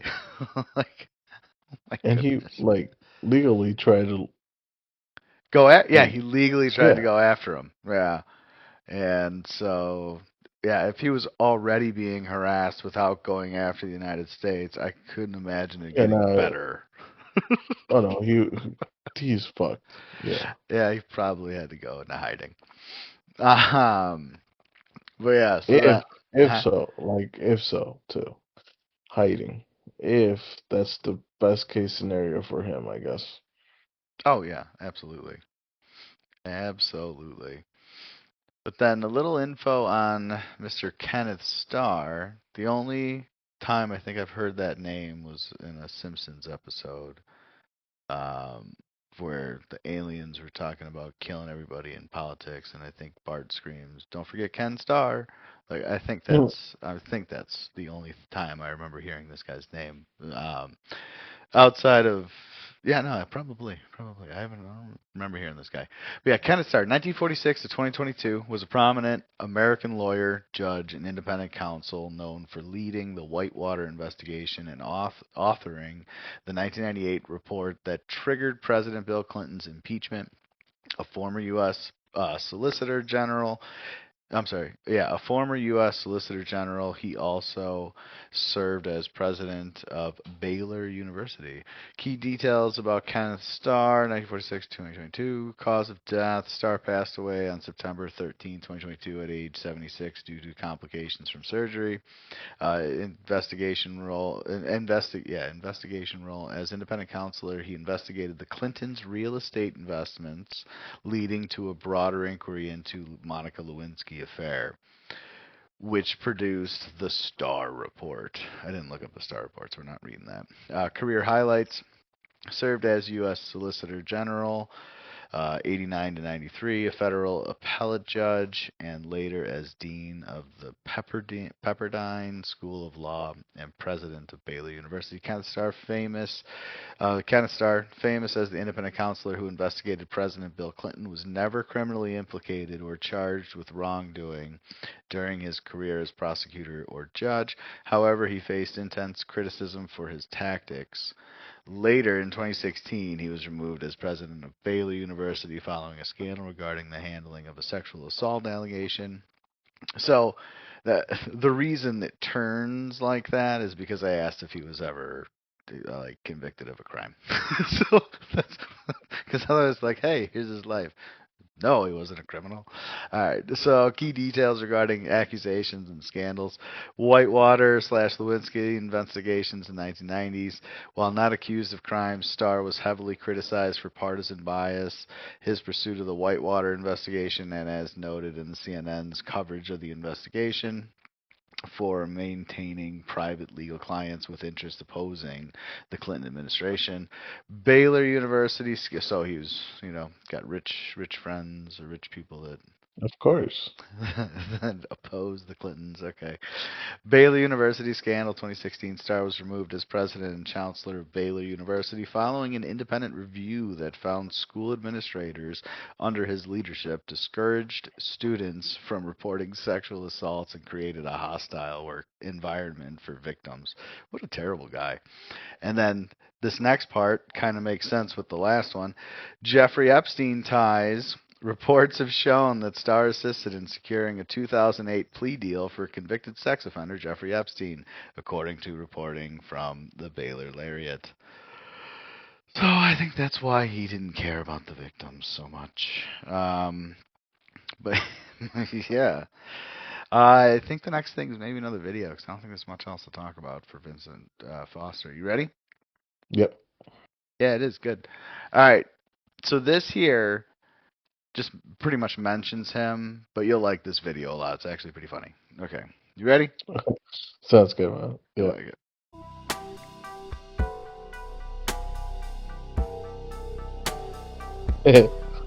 Like the Law and Order. The popular term Clinton body count has been described as a list of Clinton associates who met their untimely death, some by orders from the Clintons themselves. Google has altered its search algorithm to prevent searches for Clinton body count from auto-completing. Right. Just recently, the Twitter account @Robbie12692 released a thread called The Clinton Body Count. The following are just some of the names on that list. We see the popularity of the Clinton brand being shunned by most Americans. Is this the final curtain call for the Clintons and their criminal cabal? The first major Clinton scandal was in the late 80s.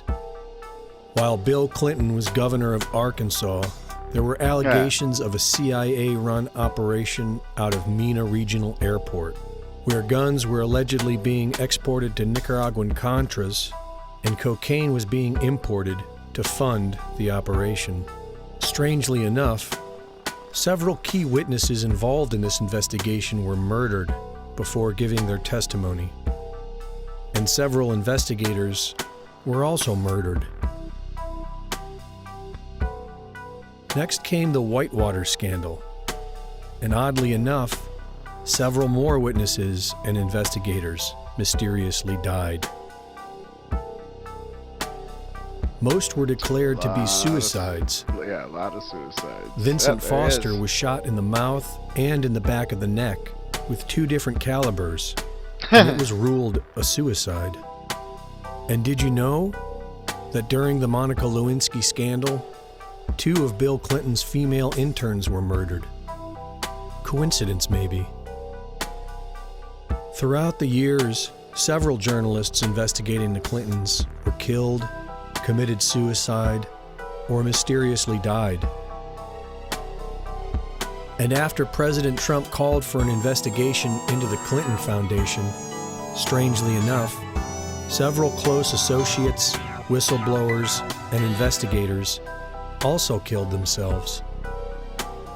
The Palladino's house exploded, and Laura Prajodko fell 27 stories down a trash chute. Is it all coincidence? Are the Clintons cursed, or are they criminals?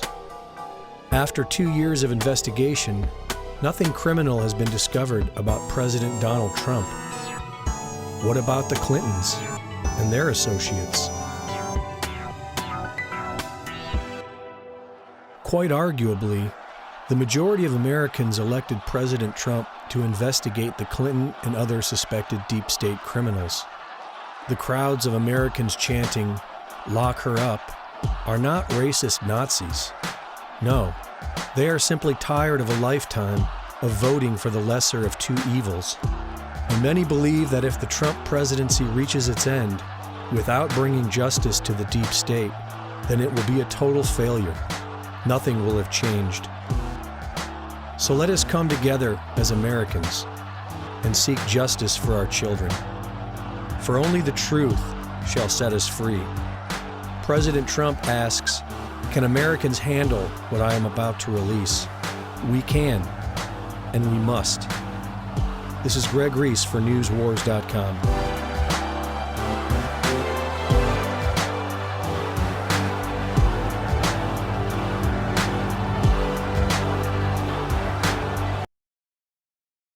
So, that I think kind of sums it up pretty quick. Yep. The only thing that I didn't like was the whole Trump thing, but other Of course than you don't that, like the Trump thing. This is actually, I think it was like 8 years old. So I think it was the first time Trump was going in there to clean out the deep state and do that and do shit and blah blah blah blah. I don't think this was more recent. I don't think so. but I don't know. everything else besides that, like, yeah, that's crazy. I know because you're Everybody, super. like, 20, 30, he mentioned, like, so many people that all committed suicide. Isn't it amazing? Like, come on. Isn't What are it we doing? amazing? Like, and I like that he actually had more info on the Vincent Foster there too. It's more info that Google AI didn't tell us about. All they said was suicide. I was like, okay. Suicide by 2 bullets. Yeah. In different calibers. Right. That's a very, very, like, how do you say it? Like, premeditated, you know? Like, it's just like, I mean, I've actually heard stories of can't think of the fort.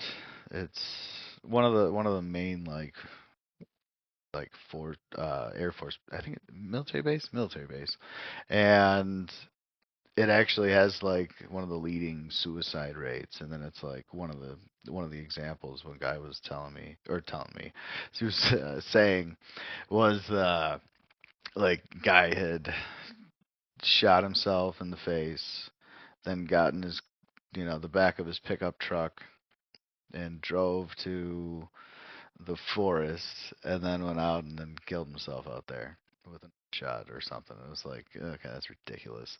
But yeah, I mean, if you're writing the story, you could say whatever the fuck it is. It doesn't really matter. And then they normally burn the bodies, I'm sure, anyway, right? but then they're gonna have somebody, what's it called? Investigate it one more time and change the cause of death after your body is cremated. Well, yeah, they need that specific investigator that can actually look through the burned body and change the cause of death to something different because Oh he my found God. something in the ash. It's like, oh, did you?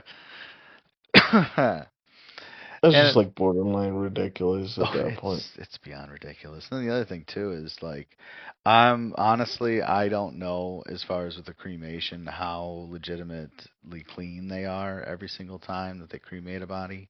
So there might even be other bones and other ash. Yeah, I think there was something. I read something about that or heard something that there is probably like contamination. Oh, absolutely.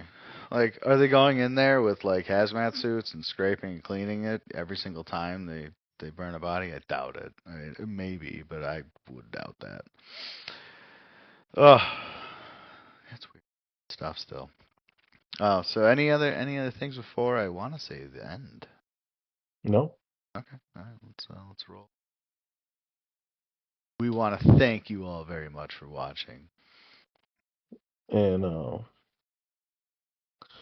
just What? oh my God, I still can't believe like just the video of everybody just like everybody committed Everybody got suicided. Yeah. Why not? And then, Oh my all of the God. investigators on all of these different cases all end up dead mysteriously. And I love how it's just like, oh, like some information was gonna come out and everybody just committed suicide. That's it. That's it. Right before they were gonna testify. That's It's how just you like know. it's like right there. Like I don't know. How more in your face can it be? Is that what you mean? Yeah. I mean, honestly, though. But here's the thing: when you control the news, and when you control the government, and you control the people in charge of, doing things as far as with like writing reports and getting all that done, who's to say what happened? Yep, you're right. That is why like some serious truths need to come out, I think, for I a think the lot of proper different way to things. say is if, well, there's a second part that I don't know, but it says if you control the narrative, what else does it say? Are you thinking of whoever writes the past controls the future, some kind of thing? Kind of like that, yeah. Yeah. No, it's totally true, man. If you grew up knowing that I was your supreme overlord and you need to pay me X amount of dollars every single year and sacrifice, goats to me, you do it. If like if you grew up being told this is your story, that's it. Like it's easy to just indoctrinate. The news is Yeah, fantastic at it, especially the no way they got it questions set up asked with, either. Yep. huh? And no questions asked either. No, they don't. It's funny too because you and I at least saw a lot of opportunities where actual journalists were out there asking questions and trying to get like real answers. And then it's like today, I don't really see that. I mean, there's here and there a few people, but No, if you realize it, it's more like, oh, something happens and then they just have like the reporter there just like saying what's going on at the live moment. Like it's not like, oh, no um, in-depth reporting on what yeah, this could exactly. Like mean. they're not going on a tangent on their own Right. investigations and stuff like that. Because we're all drinking fluoride, man. That's why. That's why. Dude, like, ah, let me just ask you. Let me just ask you. Besides showering in the water and using the water, do you use the water to make pasta when you make pasta? Yeah, of course, there's like rice and stuff like that. Yeah. Yeah. So you got fluoride in your rice. You got fluoride in your pasta. You got fluoride in your veggies when you steam your veggies because you're using the local water supply. So it's like, And then also it was mentioned that even if you put a filter, like it oh yeah, pretty much doesn't do anything. Like you yeah, have to have like a very, very like special type of filter. yeah. Which I've got. It's funny actually too. When I was watching all these videos, I'm like, God, like I'm fucked because, like I was telling you, I drank the coffee and I normally make like a pitcher of iced tea, so I have that in there. So I actually have an Alexa Pure, which after watching that video, I'm a little nervous because the whole reason I got it, I'm pretty sure, was to to get rid of that, get rid of fluoride and any other chemicals. 'Cause I'm pretty sure that's how it was marketed. Um, but like I literally I dumped out my coffee maker. I dumped it out. I've actually filled it up with vinegar. I ran that through it, cleaned that out, and then I put that water in there, and then I put that water in the pitcher. So I'm gonna try every way I can to minimize the amount of tap water that I put in my body now. I have to limit my showers now too. And that's just one thing. Isn't there like something else like lent or something? No, no, no, no. What's it called? The other thing, like something else that's in the water. Oh, But they like would what, like chlorine? no, no, no, no. They would like send out like like what was it? Hmm. Was it just another poison, or was it like Yeah, something like that. Yeah, yeah. And okay? they like send commu like send out like information for people to like let them know that there's like something going on with the water in certain areas. Hmm. Oh, that's happened a Like, few times in I think Ohio, where I think there's like some chemical plant, and I think it's well, I think it probably happens more than we think. Like a chemical plant will spill into the water, and then they have to shut down the water. So the only way that you can actually use the water in that town is you literally have to boil the water first before you can even use. Say, do not drink it or ingest it at all. They say just you can use it to maybe wash something or heat something. That's about it. Nuts. Yeah, if you take a look at, there's been some good documentaries out there. Like I think Parched was a good documentary, if I'm remembering that correctly. I can't tell you besides just water issues. But no, like the government's good at keeping us down, man. Keeping the man down. Just insane. Fucking insane. They poison the water, the air, they poison the food. Then they feed us these pills that don't fix anything. It just like masks shit. And then they put the Like, what else politicians can in they do? charge. Like, yeah, where else? Where else we going? Are they, oh, and then they're also probably they're selling us drugs too, motherfuckers. Yep. Everything. Everything. Selling us drugs too. Doing experiments on us.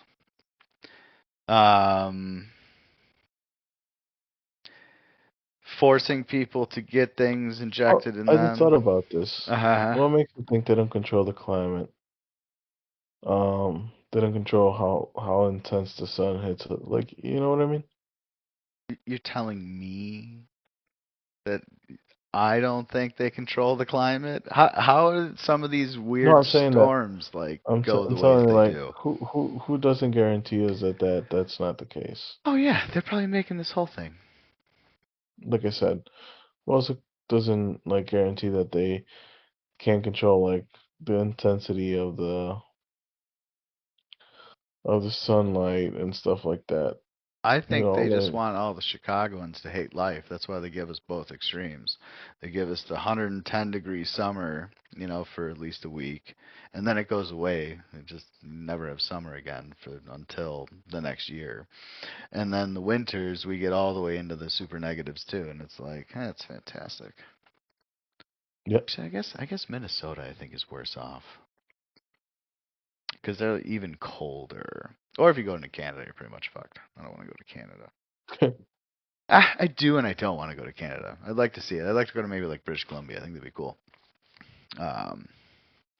Or see Niagara Falls from the Canadian side because I heard that's the way to see it. Actually, I did hear that. No, but honestly, the whole thing with fluoride is fucked. Like the whole thing with the government putting these things in, and we don't tell them, or we just let it happen. That's the thing. Apathy. That's a sign of what I think fluorosis, right? Yeah. So that's it. We're apathetic now, even more so than ever before because we've been drinking fucking fluoridated water for at least like 10 to 15 years, if not longer. I can't even tell you how much. And I was told the whole time. It's Whoa, healthy. this shit just like mind blow me Ah, because you remember I told you that I used to watch that series that it just came out recently that it like they made a series that it was uh-huh. called Welcome to Dairy. They do mention also like how whatever like the entity like because it's in the sewers it affects the water and everything and it also makes all the population like be more like that. Docile. Yeah. Yeah, like they don't care about like let's say there's a lot of kids bullying other kids and they don't really care about it, you know? Mm-hmm. So that's just like because you know how you always say like, oh, they use like that karma thing that they have Yeah. to show it to the population. So Karmic that right now, resolution. like what where you were just talking, I was like, damn, like they mentioned that in that show, like, oh, like because this entity is in the water, so then it makes like all the population in dairy, like pretty much like be more like do not have empathy for what's going on or Mm. like they don't like like violence doesn't affect them and stuff like that. So that just like you know what I mean? Like just my head is Absolutely. like that was just like wow. Mind blown. Oh, speaking of You know, mind blown, what you were what, a 7-8? yeah, I think I'm gonna go to an 8. You should go to Like an 8. yeah, Absolutely. because that right now, like that alone right now, Get the just like chills. yeah, like it's just like oh my God, like that's like you know what I mean? Like it's Mhm. just like me just piecing two and two together. Dude, I mean, th- think about how long they've had to figure out how to get the people dumb and happy, or not even happy, but dumb and uninterested. It's yeah.